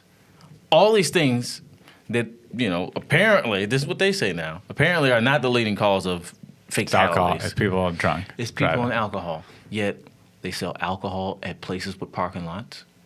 There's a parking lot at the liquor store. There's cup holders in cars. We have breathalyzers that you have to blow, that you could blow into before you could start your car. Now, mine reports back to whatever the fuck, but maybe it could just be the cars, and like the car just simply won't start, and you would have to call somebody to have an override code. We've got the technology. Yeah. But they don't put it in. Why? Because they don't give a fuck. They want the money. Oh, they want the DUI money for Of getting course. guns. Do you know how much it could money be DUIs are? like 10 grand? Yo, I didn't kill anybody. I didn't break anything. I impeded no traffic. I've spent upwards of $10,000. Yeah, 10K. For something that everybody's doing all day. We work at the same place. Oh, yeah. We sell alcohol. Mm-hmm. They're driving home. Yeah. 0.08 Yeah, you is witness a lot of drunk driving. 0.08 is the limit, right? Now you can drive completely. You can feel completely sober at a 0.08. If you're a 0.09, you legally get a DUI. Mm-hmm. They can pull over anybody they want. It's a fucking cash grab. That's why drinking and driving But you know is illegal. what? It all doesn't matter anyway. In 5 years, cars are going to be autonomous. You're going to get in your car. You're going to say, take me home. So you're right. I'm not disagreeing with you, but it's all 5 years. It won't matter. I've thought about that because apparently, you know, in jail they talk about all the stories. Man, you know, it's a motherfucker with a Tesla, and he didn't even get a DUI because he got in the passenger seat and just made a drive home for him. After that, I was like, you know what? I'm going to get a fucking Tesla. Because even if I never do that, I just want that fuck you story. Just so I can, if I never drink again, I'll get drunk and just do that. And a Tesla. Call the police. If like, there's a fucking Tesla driving by itself. And for sure do that. If I had a Tesla, I would get drunk just because I had a Tesla. Yeah. Like, well, I can get drunk. Yeah, and go just home. tell them to suck my fucking dick, man. Yes, officer, I am drunk. Drunk as a motherfucker. And the car is driving me home. You know, what are you going to do? But I'm black, so they're like, well, we're going to fucking kick your ass. We'll find something else. No, they just said, we're going to kick your fucking ass. I'm like, you can't do that. Yes, you can. We're the police. Fuck you. But that's changing, hopefully. You don't think? I have a feeling if I was a white cop right now, I'd be like, hey, I'm going to do everything I can to not beat up any black people. Well, right now. We had to think of it like this, man. I think we had to recognize that the system isn't broken. It's working just how it's supposed to. So if the system's working like it's supposed to, there would have to be a reason the system would stop. The system's not going to stop because of some hiccups called fucking cameras and marches and shit. This is a very old system, a very well-oiled system. It's working perfectly. And that system is fuck black people over. Not for no reason, but for finances. And who do you get to do those people? Well, people who say fuck black people just because, right? So now you got people who say fuck black people in positions where fucking black people makes money. So that's where the whole thought of, no, it's a system. No, it's racism. No, it's a system. No, it's the same.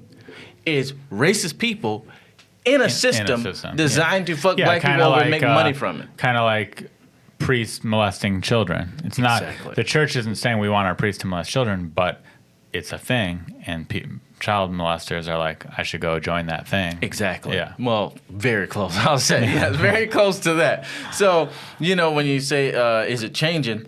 I mean, something's happening. Something's happening, definitely. Mm-hmm. Change, I don't know. I would hope so. Maybe. Who knows? But I guess the only time will tell. Yeah, I mean, and it's like, when is the country going to be tied? I think about it like this. We got to remember what this country's built on, right? Oppression of a people. That group of people happened to be black people. It wasn't the Native American or what they call Indian or whatever it was. It wasn't the oppression of Indians. It was the genocide of Indians, but that happens. Genocide happens all the time. It was the systematic oppression of a people. Now you have this group of people who are embedded in your country, right? Who you get to be better than. So now, hey, join my team and you'll be number one. Like, you can't be number one without a number two, right? This group of people, black people, were the reason that everybody else could feel better. That you can't have no pride when you ain't do shit. You can have pride when you're better than this group. Mm-hmm. So that black people also served that purpose. So they were, the building blocks, and they were the number two. They were the regular P for your VIP. You got a room full of VIP. Who's VIP? You got to have regular P, right? Yeah. That's what black Can't people argue are. with you on that. That's why we ain't been sent nowhere. You can't send black people nowhere. Then who's the regular P? Who we gonna shit on? What do you need a gated community for if not to keep out black people? Your gated community don't mean shit if you're not trying to keep somebody out. What Poor people. You can't do that. Because poor people can become, poor white people can become rich white people with a thing. Black people can never become white people. Unless you're talking about Michael Jackson, but that's a whole nother story, right? So that's that. So now, we built this country on the oppression of black people. And then the fuel source for this country became black oppression, be it food, be it any culture. What's white culture? What's a white dish? There is no white culture. White culture. Macaroni and cheese. No. I mean, I could get into it, though. Peanut butter and jelly sandwiches. I don't think that. I mean, first of all, you can't say anything is white to color, right? Yeah. So there's no American. I was just trying anything. to. Mayonnaise. I don't even think America came up with that. You know what I'm saying? Like, Yeah. it's the whole thing. White is a color. It's like, especially American white. There's burgers, Toast and butter. Maybe, sure, but you see how we're reaching here? You know what I'm saying? I don't know if anything I said is true. Sure. Crackers. I mean, I'll give you crackers. Crackers. Fine, I'll give you fucking saltines. But, so, black people became the fuel source for America and American culture. So it was always kind of like, fuck these people, right? Yeah, fuck these people. And that's why the rest of America gets to be happy. So this is why I say the system is not broken. We have to realize that.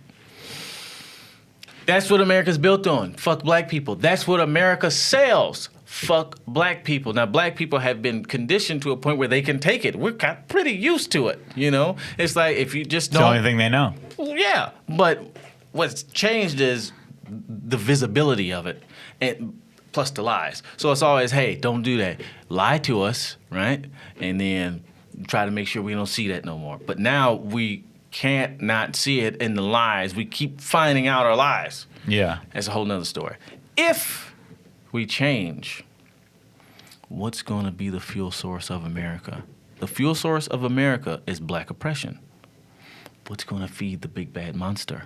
You can't just make black people equal all of a sudden. That's insane, right? Do you have any solution? I don't know. I mean, That's how I am with homeless people in Los Angeles. I'm like, there's so many homeless people. It's an issue. Yeah. And someone's like, well, what do you do to fix it? I don't know. I've had some thoughts. I've got some thoughts, but I'm not going to say is it my place to speak on it, but I'll just say this. Only allow black police. I mean, here's the thing. There are some solutions. I'll put it like this. This is why this is a scary topic or an interesting topic. Make all police live in the neighborhood that they police. No. Your neighborhood is that block over there. You have to live there. Put it like this. Essentially, a bunch of different things could work, but the pushback is the issue. You got people who are conditioned, who are used to running off. Fuck people. America's used to running off of black oppression. That's what that's our fuel source. And America's the greatest, right? The greatest country, I guess.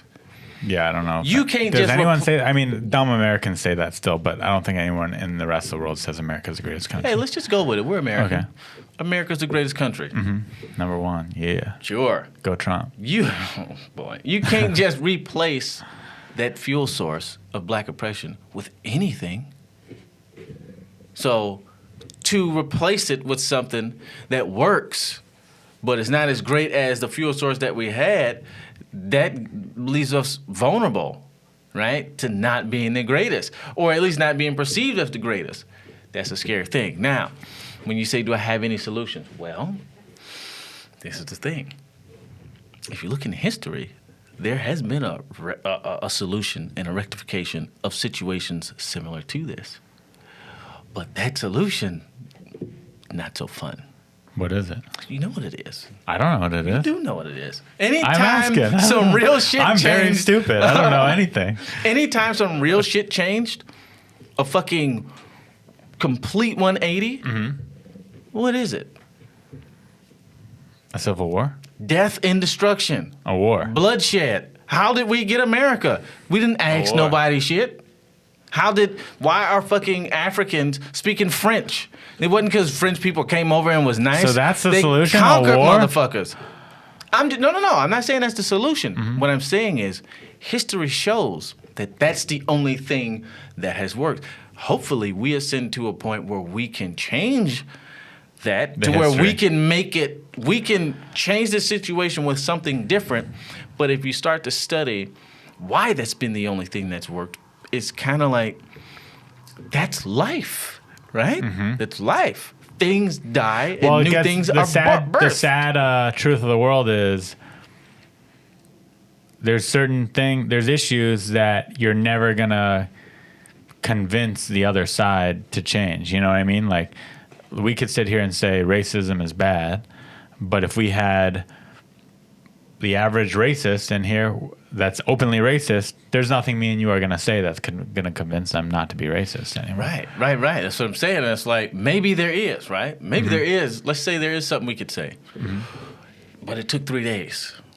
We're two people, that's one person, and it took 3 days. And we're fucking geniuses.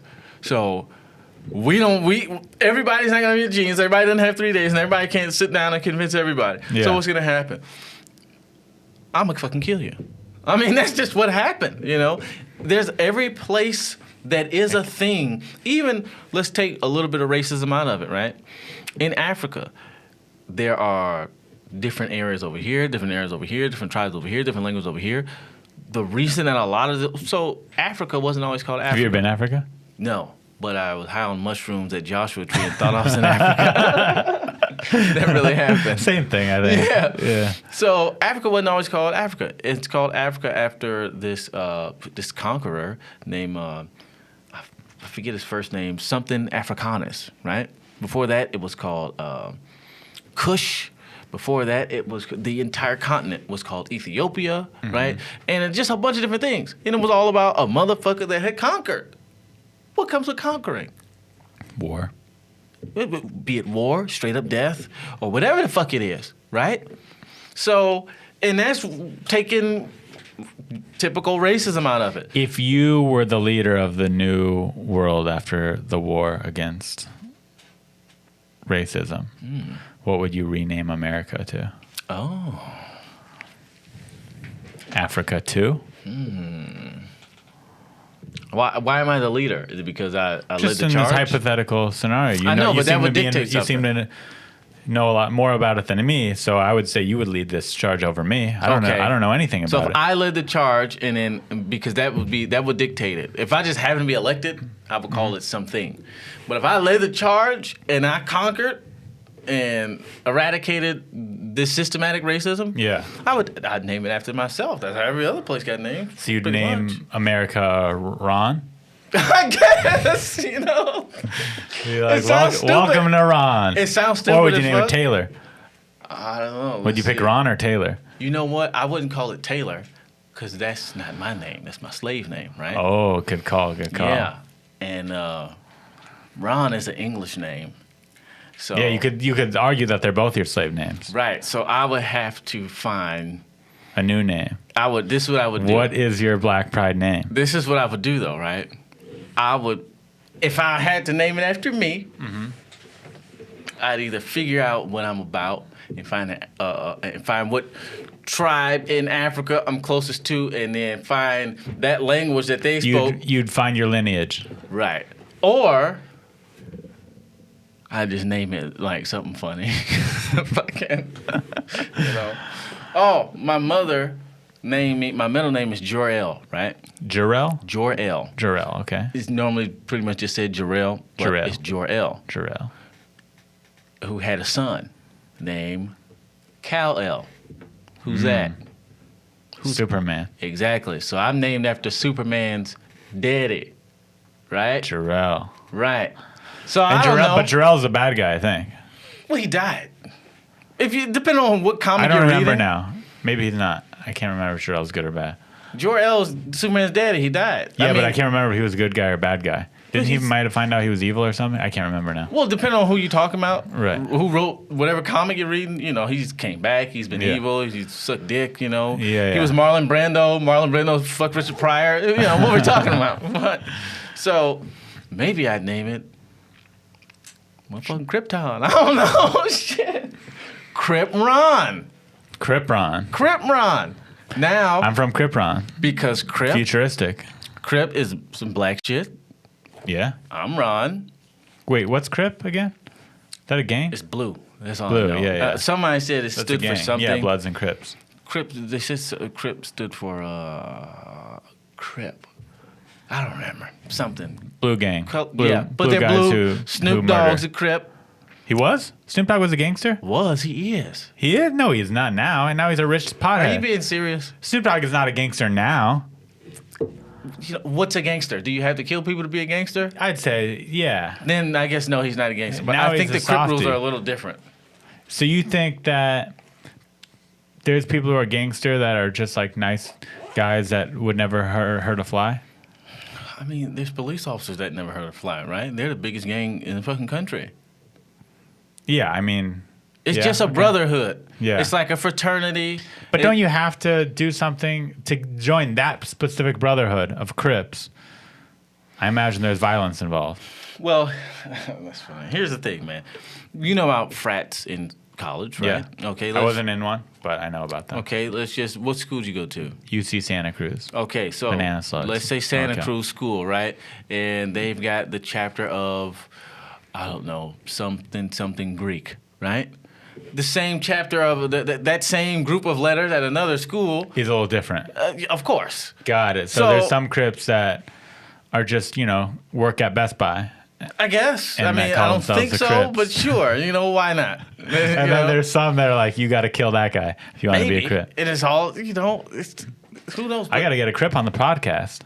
Who's You a know Crip? any I think so, yeah. that I would trust to have in the podcast studio? Well, I know a like comedian. a non-dangerous Crip, a soft Crip. I want to find a soft This Crip one to that come I'm in the thinking podcast. about, he's a... like Snoop Dogg type. This one I'm thinking about, he's a bit much, actually. But he's a comedian, so I mean, there's that. He's a bit much in the sense that he's like a criminal. Or I know or he's a la- gangster. I don't We don't have to remember say his if name. he's Crip or Blood. but he's a gangster and he is Yeah. a little dangerous. And he's... Well, I'm not going to say he's dangerous. I'm not going to say that. Let me explain Uh-huh. what I'm talking about. I just did a podcast with him. And he's Muslim. His podcast? No, he was He's a Muslim gangster?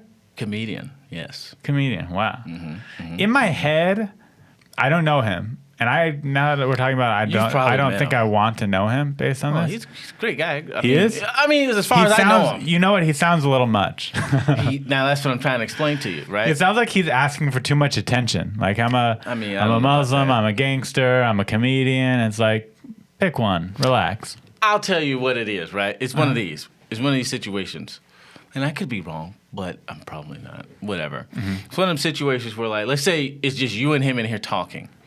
Like me and you in here talking, right? And you say something, and it's like, whatever. It's funny, but our tone of humor is, you're like, well, no, of course Black lives don't matter, Ron, right? And I'm like, oh, yeah, of Like I'm course they saying it don't. sarcastically. Exactly. And he might There's not not take a lot that. of room in Gangster's life for sarcasm. And it's fucked up because it's like, surely you got to know they was playing. But they find that and take that as an It's like opportunity. back in the day to when be you like, say I fucked your mom. Obviously, I didn't fuck your mom. and then it's this But whole someone thing get of really like, mad. on Crip and Blood, cuz I ain't with that shit. It's Yeah, like, you don't ever say you fuck my mom. or Yeah. maybe they don't go that far. It's just they got no problem making it relatively uncomfortable. Right, some of the ones I know, Yeah. and one of this guy I'm talking about, I feel like he might fall And into he's that a category. comedian and Yeah, still that's can't what do I'm it? saying. So like, I'll Probably say, not a good comedian. I find him funny. I mean, I he's haven't black. seen him. It's I very don't hard know for that. black people to not be funny. I've noticed that too. I've noticed that too. If you're an unfunny black comedian, I'm like, special. What happened? Yeah. I was like, why'd you get into that? Why are you doing this? Yeah. So I'll say this, right? So he came up to me, and long story short, I'll say this, but he came up to me and was like, he was heated too. He was heated, but it's one of them things where like I felt it's one of the things like I don't want to come at Ron like this because I already don't think that he's that guy, and you know. He might know some people, and that might not be a problem I want. I could be wrong, but I felt a little bit of that. But he also was heated, like, I ain't going for that shit. Long story short, he hit me up about a joke. He pulled me aside about a joke. Instead, I don't like this joke you do. No, he said that's my joke. Oh. You know, that's my joke. I got shirts about it and everything. Now, I'm not gonna say the joke, right? But I'll say it was low-hanging fruit. It was. I It wasn't one of your was- favorite jokes. I was virtually freestyling. It just got such a big laugh. I was like, let me see if I can do that again, right? It was like, you know, I'll give you an idea of what it was. You know, I look like black so-and-so. mamas whoop ass. You know, I got a shirt that say black mamas whoop ass. Do you now? Do you really think that I had to see your set to know black mamas whoop ass? And you know what I So said? I said, I'll stop hey, doing it. You could have that. you have it. I'm That's sorry about that. anytime someone would ever confront me about a You know, joke, it's I'm like, I got enough joke. You keep that one then. But If it's that like- joke's that important to you. What fucked me up was like, wait a minute, you made a shirt about that? That's low hanging fruit, man. Are you really selling Why Did Chicken Cross the Road T-shirts? Like, are you? Wow. Listen, Keep the if you're fucking joke, brother. if you're joining a gang, this is maybe my ignorance, but I imagine that most people who are Crips aren't the sharpest people. No, that's Aren't not the true. smartest though. people? That's No, not there's true some at all. really smart gangsters. I'm gonna put it to you like this. Here's the deal. This is the reason I brought up the fraternity things, and this is like this is some real shit, right? You gotta remember, you're whatever. I'm not even gonna say black. You're in. I'm gonna be black one day. Hey, I got faith in you, brother. Thanks. I think you can do anything I've been you put your trying. mind to. Yeah. It's not the easiest thing. It comes. That's the gang I want to join. It comes with some perks and it comes with some annoyances, but you know, I've got faith in you. So you're in a place, let's call that place America, and you feel disenfranchised, right? You feel like people are saying fuck you, and you're looking for some camaraderie, some family, some place of belonging. You join a group. Now that group may be the church, it may be the different factions of churches, be it Muslim, Buddhist, Scientology. Baptist, whatever the fuck it is. It might be a community of people. You might become Cults. You might become a cult or get into a cult. You might become vegan. You Might get a job at the comedy store. You might become a comedian. That's Yeah. a fucking gang. We got our own lawyers. You know what I'm saying? We got, Yeah, we we're do. a fucking gang. I hate that lawyer. Ugh, anyway, but you know we got a whole fucking gang, Mexican gangs. Then you got the police. Then you got Crips and Blood. They're just people who looking for camaraderie. Now Good it just point, so good happens point. that some gangs end up turning towards different methods of bringing themselves up. But would you say that people who join the mafia typically aren't smart? No, you wouldn't say that at all. I guess not. But what's mafia? That's fucking just a gang. Italian Yeah, for it's a Italian gang, gang. right? Yeah, yeah. Isn't that literally what It's that just word they means? have what's the word? They have it's organized crime. That's the difference. What allowed it to be organized other than the fact that their people were in the fucking they were white and they were in the fucking police force. Italians came here after black people were brought here. Do you really think that black people didn't have time enough to get organized? Every time black people organize, they are eradicated by the government. This is the fucked up part. This is the crazy part, right? And then they tell us it's not a conspiracy. It's not. Did that happen? We know the CIA killed Martin Luther King. Right? You do? It's in fucking textbooks. I'm an idiot. Are you serious? Yeah. Okay. I'm gonna you know edit what? this out. I want to look this I'm stupid. not even gonna get crazy. I don't right? want to look this stupid. No, it's fine. How about this? Let's just. Now I you knew know. he was killed though. Well, let's reset. I didn't know. Right? I knew Martin Luther King was assassinated. Martin Luther King was assassinated. Wait, we're talking about King or King Jr. Junior. Yeah, Jr. Okay, just making sure. Yeah. Martin Luther King Jr. was assassinated That I knew. Just to be by clear. the CIA, and we know it. So that's public common knowledge. It's not a conspiracy. No, I'm and just that's what's really- crazy. I'm just really uneducated. Hey, it's okay. It's okay. You don't have to know these things, and better off for you. I have to know these things. You know, look at me. Yeah, if but I didn't have I'm to saying know, I I want wouldn't to know. be black, and I don't know that. Get hip. But the crazy part about that is that it wasn't hidden, right? It was told. It was taught. It's in books, and the CIA just gets to continue. It's not like you guys did an atrocious thing. You don't get to exist anymore. No. Everyone deserves second chances, right? Sure. How about this? The Black Panther Party. You ever heard of them? I've heard of them. Okay. They were a anti-racism group that took a more violent approach. No. I'm going to tell you what they were based off of America. And I've seen the movie, too. Oh, there you go. Black Panther. Okay, we're talking about the other one. I know. Good movie, though. Yeah. Rest in peace. Yeah, definitely. The Black Panther Party was described as a terrorist militia. Right. Period. Yeah, they were like a extreme Right. group. They were more extreme than Martin Luther King Jr. Martin What's Luther King extreme? Jr. is going What- for now, I'm going to give a nice speech, and Black Panther is like, hey, let's go blow that shit up, Now make a watch this. statement. What did they? What about them were extreme? I don't know enough about them, but Exactly. but from the What little would be understanding I extreme? know, they had guns. Is that the extreme part? Do you get what I'm saying? Mm-hmm. So what I'm saying is they were painted out to be extreme, and without us even knowing anything, the extreme thing that they would do, that they could do, I guess, was what? Have the Second Amendment right? Everybody had guns. But they would use them. When? I don't On know. who? I don't know. Exactly. Yeah. That's the point. Now, besides all that, because this is all getting back to the point of, no, if you're a Crip, that don't mean you're not smart at all. You know, you This just makes a me motherfucker. really wish that I learned more about Black history. You know, if you don't have to learn it, don't. You know, you're No, probably I should. better off. I should. Everyone should learn it. Well, I maybe, should I learn don't it. know. It's- I need to quit being lazy. I'm gonna go home and watch a documentary about Black history. It's a very good document on the Black Panthers. Long story short, they came together. Their purpose was to educate, housing, breakfast, and transportation to school, right, for Black people, and protection if needed. You don't need a gun if there's no protection. I mean, you don't need to use a gun if you don't need to protect anybody. Right, but it's good to have in case. It's the why law I to have a have, gun, not yeah. good to have. It's the fucking law. It's our Second Amendment right. Oh, to have a gun. Yeah. That's it. Yeah, you're allowed to have a gun. That's But it. you're not allowed to carry them around Yes, you are. It's called open carry. if you have a permit. These motherfuckers had permits. Okay. Right? Or they had whatever they were supposed to have, they had at the time. You got to remember, this is 1970 something. Right. They all marched to the building. California used to be an open carry state. They marched a bunch of Afro leather wearing Black people, open carry, just like they did in Michigan, where Trump called them peaceful people. But that's a whole nother story. They went to some, important building in California. They changed the law. The reason California is not an open carry state to this day It's because a bunch of Black people walked is around with because of guns. the Black Panther Party. Because they went up there and said, niggas with guns? No.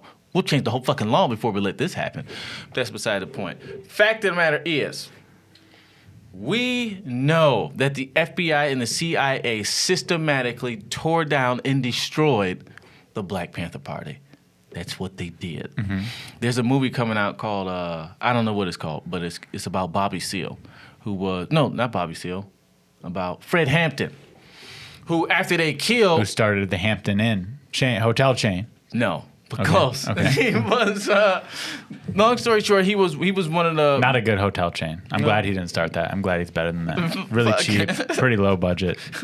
I've spent many nights there. I have too, Yeah, but too many. not my favorite place. Yeah, but anyway, that movie is about one of the guys in the Black Panther Party in Chicago.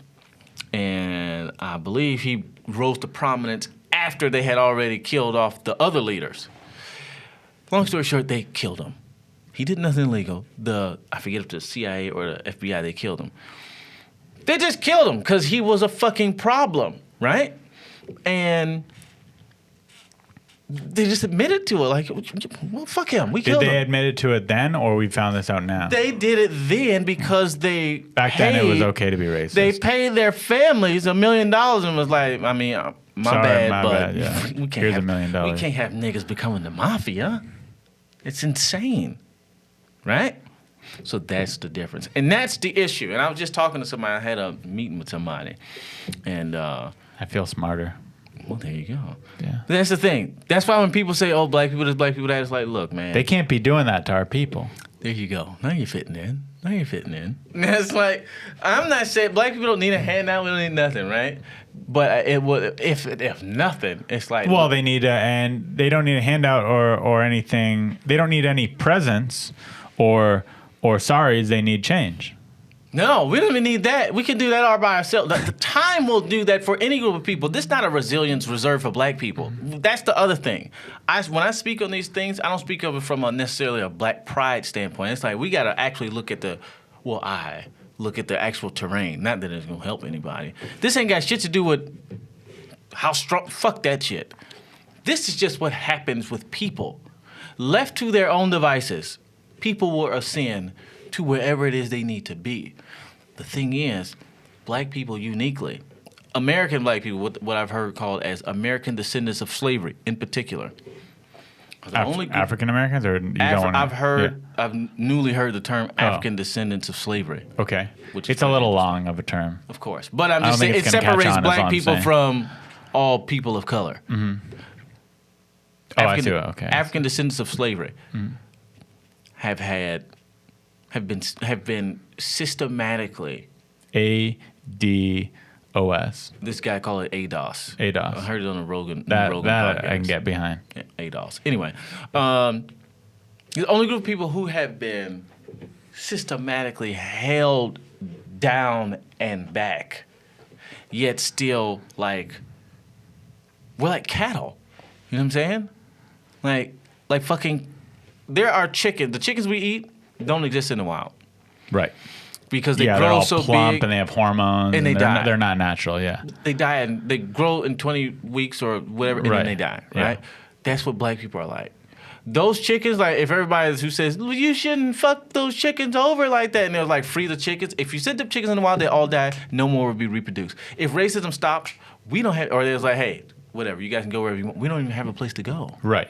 We have been used for, we have been created for consumption and been held back from creating. We can find a fucking place to make our own. But when they stop you from doing that, that's a problem. So when I say black people don't need a handout, what would be nice is just, hey, stop fucking us over. That's it. Yeah. It's like, we don't need, hey, fuck reparations. How about just stop denying my loan? Okay, fine. You don't want to stop denying my loan? How about let me open up a bank? Okay, you don't want to let me open up a bank? How about you let us find our own ways of making money and we have our own we can't, we don't get to do any of those things. All those things have been cut short. We don't get a mafia, right? That gets to then turn over a new leaf and become all of the legal things that mafias are into. We don't get a fucking movie things. We don't get a police force. We don't have our own housing units. We don't get shit. That's a problem. But that is how it was designed. So when you say, will it change? I don't know. We got to remember, this was the fucking plan. Why would the plan change all of a sudden? Because we don't like it? We didn't like it then. You think black people like getting fucked over then? No. It was, give us these black people. We going to turn them to cattle and use them forever. Okay, why would we ever stop? Okay, just to play the evil white guy. Sure. It is changing, just not as fast. It would be nice if it would change right now. Right now, boom, it's changed. But unfortunately... What's changing? What is the... It? Well, okay, so slavery, obviously horrible, ended. Did that fix racism? No, but it was a step in the right direction. So things are moving in the right direction, just not fast enough. No. It's... Those individual things are changing, but that is not the issue. That's the problem. The issue is that you have a group of people being subjected to things that they don't want to be subjected to.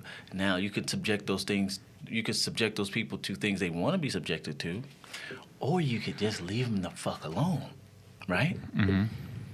Neither one of those things are going to happen, because to be subjected to the things we want to be subjected to would be to put us on a pedestal. That's not happening. But that's what we're being presented. we're going to start putting black people on. That doesn't happen. You can't put anybody on a pedestal, right? You Creates a whole nother issue. Right. Yeah. You can't leave us alone because there's this whole fear of domination, which is not for no reason. Now I'm getting way off the deep end, right? But I'll say this. There's this documentary called Hidden Colors. Very interesting documentary. Long story short, it's about the hidden things that black people have done and about and all this good shit. Now, it's 4 of them. I think it's about 5. I've watched 4 of them. But if you just watch the first one, I like it a lot. And the reason I like it is because if everything that they're saying in that documentary is not true, it still brings up questions that I don't know the answer to. And that is what's interesting to me. Makes you think. I don't have to know the answer. They can have the wrong answers. Maybe they got the right answer, maybe they got the wrong answers. But the fact that I never even knew to question that. Mm-hmm. So they put up this picture of like this big giant African kingdom, right? And they said, this is what African kingdom looked like. Somebody was sitting next to me, they ain't what African kingdom looked like. How they know? And I was like, you know what? Yeah, how do they know? But what does African kingdom look like? How come I can't even picture it? Neither can I. What the fuck does it look like? I know what a fucking Asian kingdom looks like with the ninja sliding off the walls. I picture like a beautiful safari type of style. Exactly. With like gold, a lot of gold elephants. Which is a fucking cartoon. Yeah. You know yeah, I picture a cartoon. Yeah, it's a fucking cartoon, you know? So the second largest continent on the planet Earth, historically, apparently, where modern humans were developed, the first place where people existed, and the richest continent on the planet, and we know the least about it. Is that by accident? No. But in this documentary, they said something that's very interesting. And they said, long story short, I don't know, I'm not gonna say I agree with it, but if it's true, it's like, well, you got a point. I can't blame white people if that's the case. Long story short, racism, or what they call white supremacy, is to protect the white genotype. In other words, if all the black people just start fucking over a few years, white people just won't exist. The white genotype. Oh, there's definitely racists that feel that way, for sure. They're saying, they outwardly say shit like that. Of course, yeah. But this documentary is presenting that is the foundation of white supremacy, so much so to the point where people don't even know that truly that's what they're doing. You know, that's what they're harping on. They just think it's fuck black people, when really it's like you are eons in the past deep of what's just, you know, a fear of being eradicated as a genotype. And guess what? Jesus Christ almighty. I can't blame that. I can't get mad at that. I took a 23andMe test recently, and I am 98% Jewish. How gross is that? No one in my family cares about keeping the gene alive, yet they did. That's pretty fucking Jewish. What are you talking about? I took 23andMe thinking, okay, I know I'm Jewish. I know I'm a Russian Jew. I know I'm white. But I'm going to have other stuff in there. No, I don't. Nothing. Yeah, you're all Jew, man. I mean, good for you. Then you got like, I get so deep. I can't get into this because I literally don't know it. Cut it out. I'm going to say it right here, right now. Okay. I'm going to stop being racist right now. It's hard to do, but I think if you could manage it. I'm going to stop right now. No more racism coming from me. I'm never going to say the N-word again. Oh, wow. Right now. Jesus. Right now. I'm never going to say it to a 19-year-old. Right. I wouldn't even say it to him if he was 10 years old. Yeah, man. Even if I know he's 10 and he's weak and he couldn't do anything about it because I could kick his 10-year-old ass. Yeah. I'm still not saying it. I mean, it's very easy, man. Like, you know, there's some stuff like, what's a Jewish slur? Kike. What'd you call it? Kike is like I'm not going to say it's the N-word equivalent, but it's the closest thing to that. Okay, sure, right? I've heard that because I heard Patrice O'Neal talk about it. And he said something like it originated from Keikel or something like that. Yeah, exactly. Something weird, right? So I'm familiar and then Louis C.K. on that. Oh, Dylan is... What do you... So, well, that's why I didn't defend him, dog. With the girl shit? it was like, you just got to go through this. Louis C.K.'s my man, right? But Mine too. you also, you said a lot of fuck shit about black people, thought it was sweet. So in that interview, he says to Patrice, the N-word is when a bunch of black people were being N-words. I'll do the whole thing. I do know where the term kike came from, by the way. Derogatory term for Jewish people? Where did that come from? I do know where that came from. Where? It is when people used to come over on the, in the ships on Ellis Island, a lot of people couldn't write English, so they used to make their mark, and the Jew's mark was a circle, and the circle is called kikel.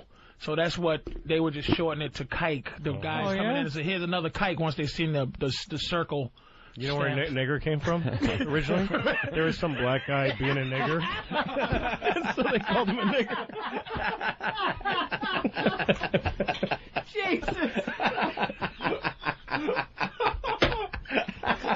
He was being a real nigger, and somebody said, "What a nigger," and that's where it started. Nigger was a feeling. Yeah.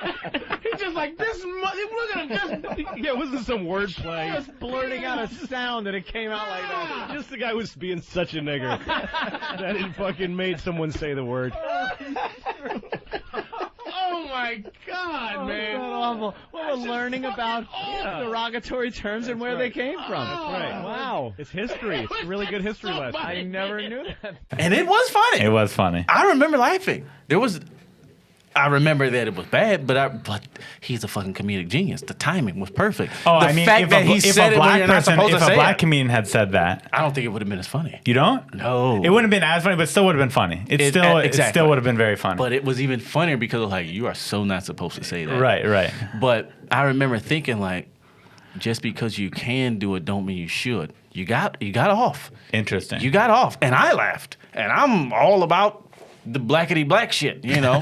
I'm fist pumping all That's that the word stuff. for it. But instead of black pride or Black Lives Matter, blackety black. Blackety black shit. Blackety black. I'm all about blackety black yeah. shit. So you got off. And then in his I let that one slide because it was that fucking funny. I remember that. It was really funny. But then I'm not going to sit here and say I didn't think it was fucking funny. hilarious. Because It was just naughty. You're right. It was naughty. It was just very him being naughty, a naughty boy. It was naughty. And it was absurd. And the joke was And he was clearly really good friends with Patrice. Yeah. And it was him. It was so racist that it was absurdity. But then you get to a special, right? Mm-hmm. And he said, what is it? Faggot, cunt, nigger, digger, or something like that. Well, it was faggot, cunt, nigger. That was a then, callback to the N-word joke. But then it gets to the point where he was like, sometimes I just want to say it, and it's like, that nigger made the shit out of my coffee. Oh, that one. And right there, I was like, wrong, for a few reasons. One, not necessary. Two, nobody would ever say that. Nobody says that, because when you use that term in a term of endearment, it's always used with an A. That might sound like semantics, but it's a big deal. Yeah. Chica and Chico, two different things, right? Uh-huh. One's a guy and one's a girl, right? So a simple A versus an ER, big fucking difference. Mm-hmm. So when you say, that nigger made the shit out of my coffee, you just wanted to be a racist fucking piece of shit. Because if you said, man... He wanted to be a naughty boy. Exactly. But you want to be... Even if he didn't want to be racist, that's what you were.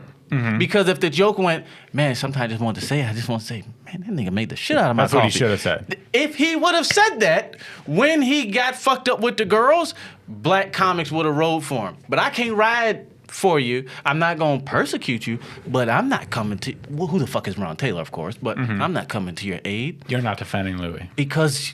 you got to get that ass whooping. And would you say that was, I don't, see, it's funny, I didn't really pay attention to who came to his aid. Mm-hmm. I feel like no one did. Or very few, some of his good friends did, but not a lot of people did. So would you say if that joke was never done, black people would have came to his aid? Probably not. Yeah. It probably didn't make a difference at all. Yeah. I just know but after hearing for you that, it did. And I know I'm not the only one. So I just know after that, it was like, this isn't just, it could have just been a mistake. I'm sure he's probably looked back on that and was like, that was unnecessary. But I just remember thinking like, he's not. It didn't sit well with you. He's not because like with the Patrice thing on the radio, it was like, oh, he's just he's just there for the laugh, and it's like whatever it takes, I'm going for it. I'm not letting anything scare me. But it was like that simple ER versus A, the laugh would have been there and I would have got it. But you stuck to being white, which is why I used to always hate seeing clips where white people on the news would talk about NWA and they would say the name out. Niggers with attitude. And it's never been spelled like that. It's never been spelled like that. It's spelled Niggaz. It's But not even AS. but when they're doing that, are they doing it because they want to say it, or are they doing it because they're just ignorant and didn't know that? Here's the Probably thing. that. I'm going right? to tell you, it's, if anything, if nothing, what it is them sticking to the fact that they're white. That's what they're doing. I'm white, so I'm going to say it the white way, right? So like, I don't know if I agree with that. though. I'll explain. Yeah. I'll explain. The color. Do you know any Spanish? Poquito, small amount. Sure. How about red? What's red in Spanish? I don't remember. I think it's rosado, right? With Let's some go with rolling that. of an Yeah. R, Uh-huh. right? Okay, Americans, we don't really roll R's. Mm-hmm. So we just say rosado, right? Right. That's American, that's English, and that's Spanish. Those are two different languages. Mm-hmm. The N-word is in the English language, right? But Mm-hmm. there is a way that white people have decided to say it, and there's a way black people have decided to say it. We don't have an issue saying it either way. Rosado is hard for Americans to roll R's because that don't happen in our language at all. Mm-hmm. We have other words that end in A, and other words that end in ER, and we both, white and black, know how to say them. Right. It's spelled out. It's spelled agree. Niggaz, and you, as a newscaster, went over it because let's just again with the Spanish, if we got a band called Crazy Chicos, right, and you just decide to put chicas on it, we're not crazy fucking girls. So if what you're saying is true, if they made the choice to switch it from A to ER, I agree, that's bad.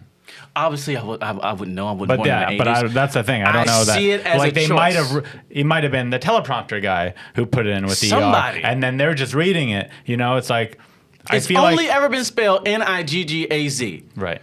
But it got Somebody flubbed changed along it. the way. Right. Exactly. Over and over again, somebody changed it. They put out many albums. Yeah. They never called themselves that. Yeah. So it was never written that way. They never called themselves that, and they were a very popular group. Yeah. And everybody called them niggers with attitude. I didn't. Well, there you go. That's my issue with Louis C.K. You chose to be white instead of a comedian when on stage you said that nigger made the shit out of my coffee. Choosing to be white and using that word, to be white and use that word, that's the offense. Right. That's the offense. He should have gone A. Because then you would have taken yourself, yourself I from think being you're a white in person. that joke, and it would have been just as funny. It would have been funnier. Yeah. Nobody ever says that nigger made the shit out of my Right. coffee. No one's ever said that. It's never been said. Maybe in his head it was funnier that he said it wrong. I don't know. I'm not defending him. But yeah, the point is, yeah. he removed himself, or he decided to be a white person using that word. When with Patrice on the radio, I took it as him deciding to be a comedian Right. to the T. I know I'm not supposed to say this, but here's the fucking laugh. Yeah. That one, it was like, I'm going to be a white guy saying this word. Even if it wasn't a conscious choice, by him doing that, that's what he put And himself one was in the moment, and one was on a special, meaning he did the joke repeatedly over and over and over I again. didn't even want to think about that. And Yeah. he saw it, and he does his own editing. He watched it, and it didn't get a big laugh. He watched it and was like, It didn't? I think it did. No. That I remember. This is Yeah, a whole you thing probably of remember. mine. Yeah. You know? Versus the other stuff he was saying, he sat there and was like, yeah, that's staying there. I'm not defending him, but I will say, I have I do offensive comedy as well. I don't have any racist offensive jokes, but I have homophobic jokes. I have stuff that touches on transphobia. I have stuff touches on sexism. And if it gets a good enough laugh, I'm doing it. I guess. I'm doing it, and I don't call. And I would also say I am not homophobic, transphobic, or sexist. I just make those jokes from time to time. Maybe in 10 years I'll regret that and be like, oh man, I was an ignorant buffoon, but I'm saying it's absurd comedy. It's satire. I mean, it comes with the territory, I guess. We all have to sleep in the beds that we make. Mm-hmm. I mean, it is what it is. Like me, right? So I say some jokes some people don't agree with, I'm sure. I probably say some words some people... Yeah, you do sexist jokes as well. Right. But so, like, for me, this is Ron Taylor as a comedian. It's just me, the person. For me, it's like... For me, it's too easy to not use certain words. That's why I asked you, what's the Jewish slur for Jewish people? I never say it. The only time I've ever said it is when having this type of conversation. Right. And to explain how purpose. easy it is for me to not say it. It didn't come across my brain. Unless it's that much funnier to say, I'm not going to say a word just to say the word. I'm going to say the word if it has a purpose. So I get what you're saying, and I agree with you in that joke. And in stand-up, he should have said A. Yeah. Looking back. But it's also easy to say looking back. And like you said, maybe he would say that now, too. I don't know. Sure. But my thing is just like, it's so... I find it too easy to not... Like, okay, remember, I started comedy, 2010? It was very okay to say faggot. It was very okay. And I think we forget how not that long ago, it was completely fine. I don't even want to say his name now because I doubt he does a joke anymore. One of my favorite comedians had a faggot joke. Yeah. And it was a funny joke. It was very... but now you cannot What's crazy do that is joke. that not just it was funny, it was okay. It's not like we grew up knowing it was bad, but then... it was kind of okay to say it anyway. It just was okay, right? Especially in comedy. Now, granted, 2010 probably was becoming less okay as a word itself, but in comedy, nobody had told the world of comedy. We were just going with it. I don't use it now. Yeah, I don't use it. It's just too easy to not use. That word's it's not as bad as the N word, but it's gone. Yeah, it's just too easy to not use. Now, I will be honest. There have been, but I know how it happened. So if I just avoid that, then I don't have any problem. There have been some times where I've listened to some Joey Diaz podcasts, or I'll just have seen him go up a few days, or maybe even right before me, and I'll be drunk at the store. This is the only time it's happened, and I'm just getting into, and I'm just fucking rocking. Drunk, rocking, got fucking who gives a fuck Joey Diaz in my mind, and I might just... You might slip it out. I might throw a few of them out there. Yeah. They never not get laughs. Right. But outside of that, I haven't built any jokes with that word. Yeah, I don't have any jokes built with that word, and my brother... It's not my vocabulary. My younger brother came out of the closet, which has made it even worse for me. How old is your brother? He's 20. He came out 2 years ago at 18. But what's his stance on it? I don't even know if I respect my younger brother's stance on anything. He doesn't get offended easy. I mean, he has me as his little brother, so that's probably why. So I don't think if he heard Joey Diaz say it, or even me say it, he'd be like, you shouldn't say that. But I think in his head, he'd be like, why say it? Just say a different word, That's the other thing. It's for and that's exactly what I'm talking about. For a white person, what purpose does that word serve you? Exactly. Right? Agreed. As a straight person, I'm gonna call it the gay F word. The gay F word only serves me one purpose. That's to describe a gay person or a soft person. So both things not really right. To try to call somebody soft, whatever that is, that word, or to call somebody gay, that word. Now, as a black person, what purpose does the N-word serve in my life? A lot. So many more. So many. Oh, and it's if a gay person called someone a faggot, I think it's perfectly okay. I don't know. I don't even know what they take on it is. In my opinion, it'd be like if I called a Jew a kike. They can't get mad at me. Do you all do that? No, I don't do that. No, but if I did, yeah. But if I did, I'd say they can't get offended. Right. But I'm Jewish. So that's what I'm getting at. So you've got a reason for the word. Right. Gay people got a reason for the word. Black people got a reason for their word. But none of us have reasons for those other words. So words are so weird. It's weird that a word could have so much power. I've got you want to be able to say, hey, we should all say all those words as long as there's no hatred in our hearts. Why can't we say them? But the problem is there's just too much history and too much stuff behind them. I've got a thought that might be biased, but I think there's something to it. And I've said this about a lot of things. But sometimes I wish I was white so I could still have these theories and people not think that I'm being biased. Because we really don't think about the extreme uniqueness that black people have in this country. Sure, with slavery. It's wild. Everything can be traced back to that period of time and this group of people that are still here and got nowhere else to go and built the fucking country unwillingly, right? So I put it like this. When words became a big deal, or you can't say that, I've got an idea. I'm not even going to call it a theory. I've got an idea that it pretty much all followed when black people pretty much said you can't say that word. And we didn't say you can't say that word like you can't say that word because this was like 60s and 70s and shit. We don't make no fucking rules. It was you can't say that word. I'm gonna beat your fucking ass. Like I'll go to jail, I'll die. But if you say that, even if you're a police officer, I'm gonna kick your fucking ass. Yeah. That's where that came from. The idea that there's a word you can't say. There was no you can't say this word before. You can say whatever the fuck you want to say. But when it was an ass whooping attached to an utterance of a word, that became a real offense. Yeah. And then it was like, even if somebody who wasn't gonna kick your ass heard you say it, was like, oh, you know you can't say that word. It's like, hey, you know you're gonna get your ass whooped, right? So let's say white people didn't like that. What's all this word stuff? And then it's like everybody jumps on the bandwagon. I feel like a lot of the things that we're in now, a lot of the like social justice warrior type stuff, all of it comes from unresolved black problems. It's like there were black people that had these issues.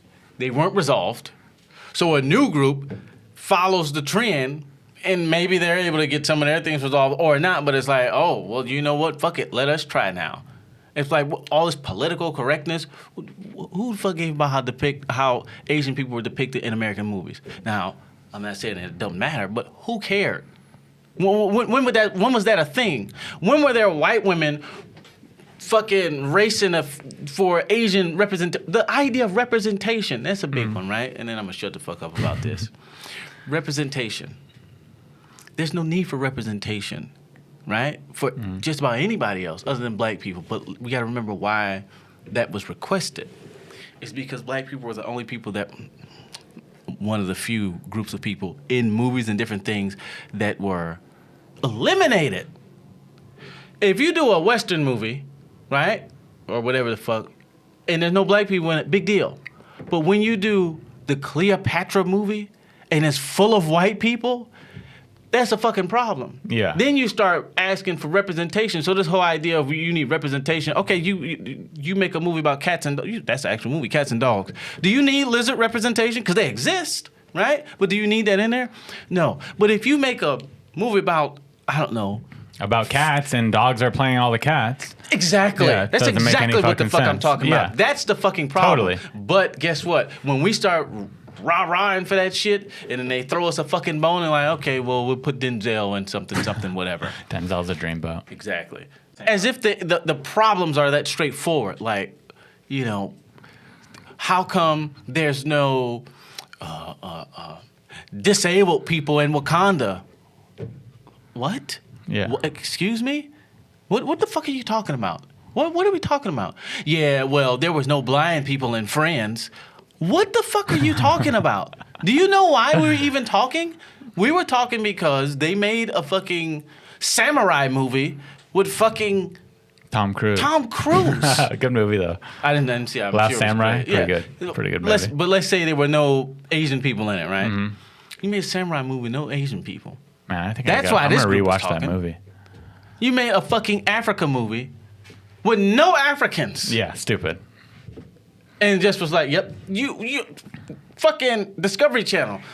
You ever see where they take the bones and then they reanimate the face and make Pharaoh and they look like Russell Peters? It's like, this is Discovery Channel. This is what's being taught, okay?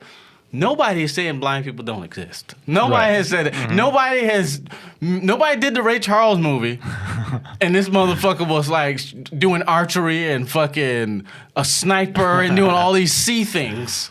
Nobody does that. So we mistake Daredevil. Right. We mistake representation for rectification of elimination. That's what we're trying to do. We're not just trying to represent all things that exist. We're trying to rectify the elimination of things that do exist. That's the fucking problem. If you exist, fine. All these cartoons where they put like gay people in it and stuff like that, it's like, hey, I mean, I really don't give a fuck about what you do at all. But the question is, yes, they exist. Are they supposed to be in cartoons? Because if the answer is yes, fine. I don't give a fuck. You can put booty, dick hole, everything in cartoons as far as I'm concerned. But I thought that it was supposed to be whatever. When did cartoons become sexual at all? When did cartoons for kids become a place to display sexuality? Right.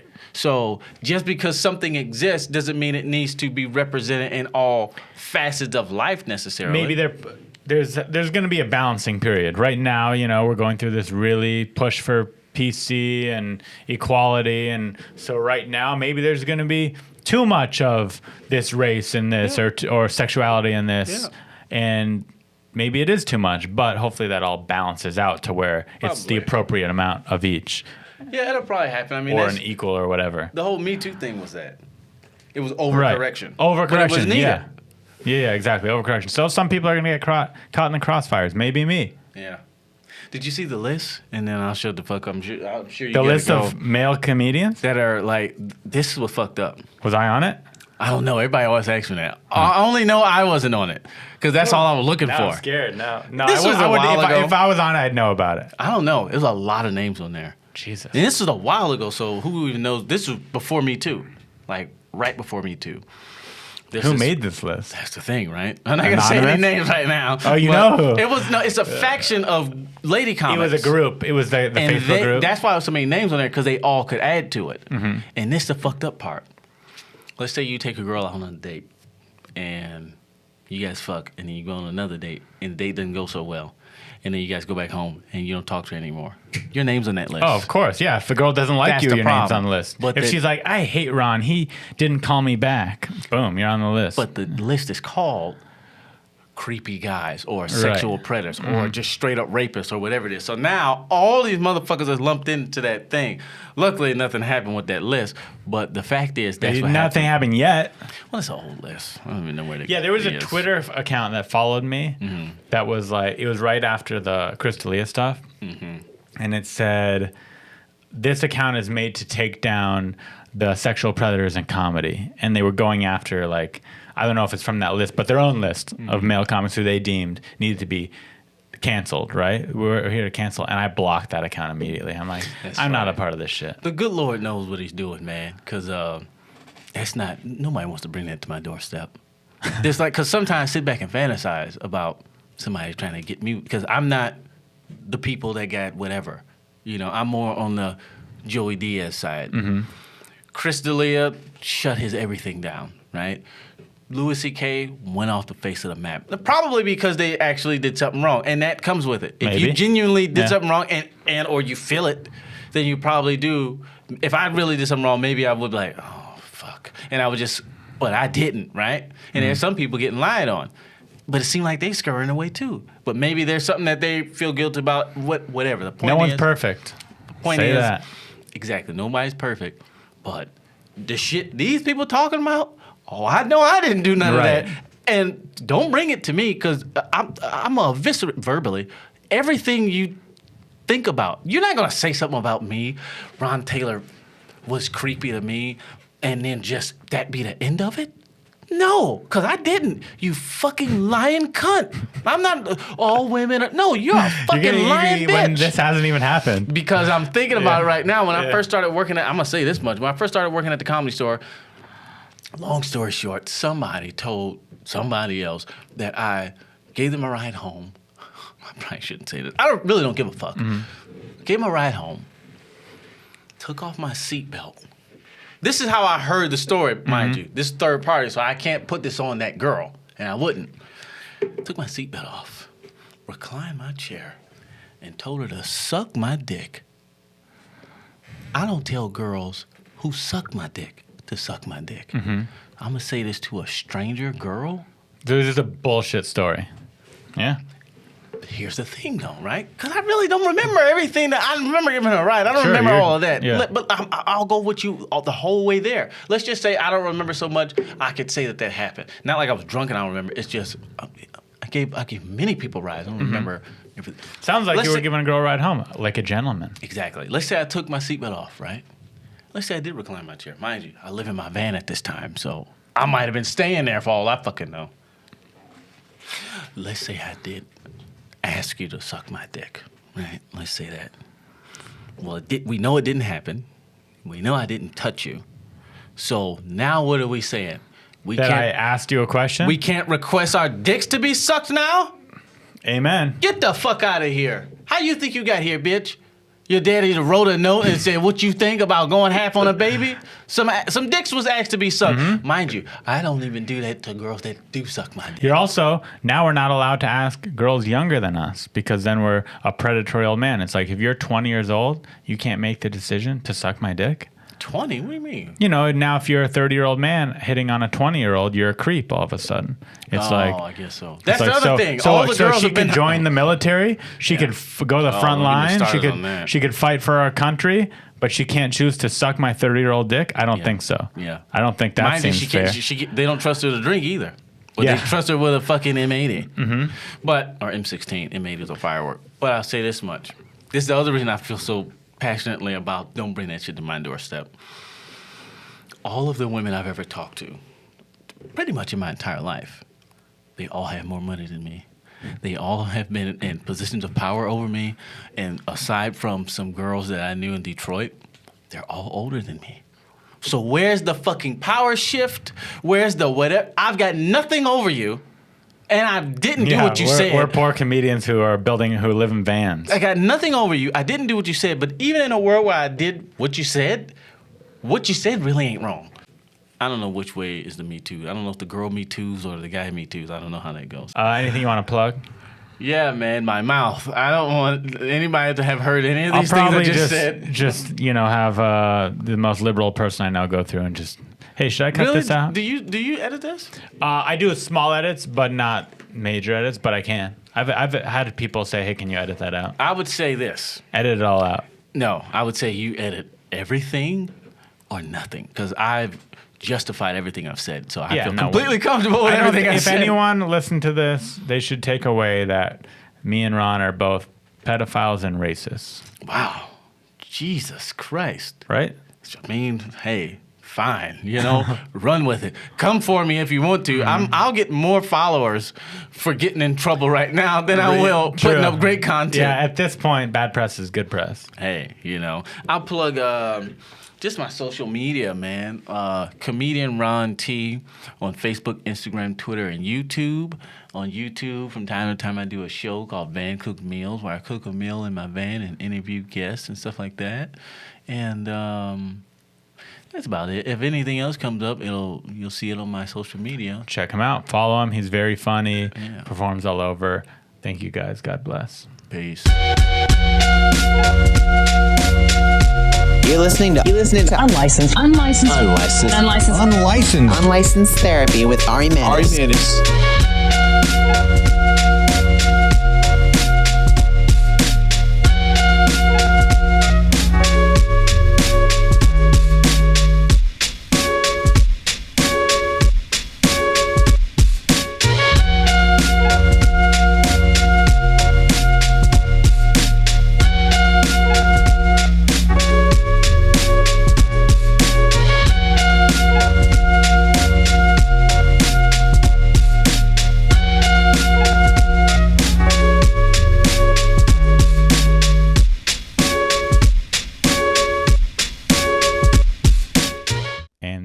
My friends, was another episode of Unlicensed Therapy.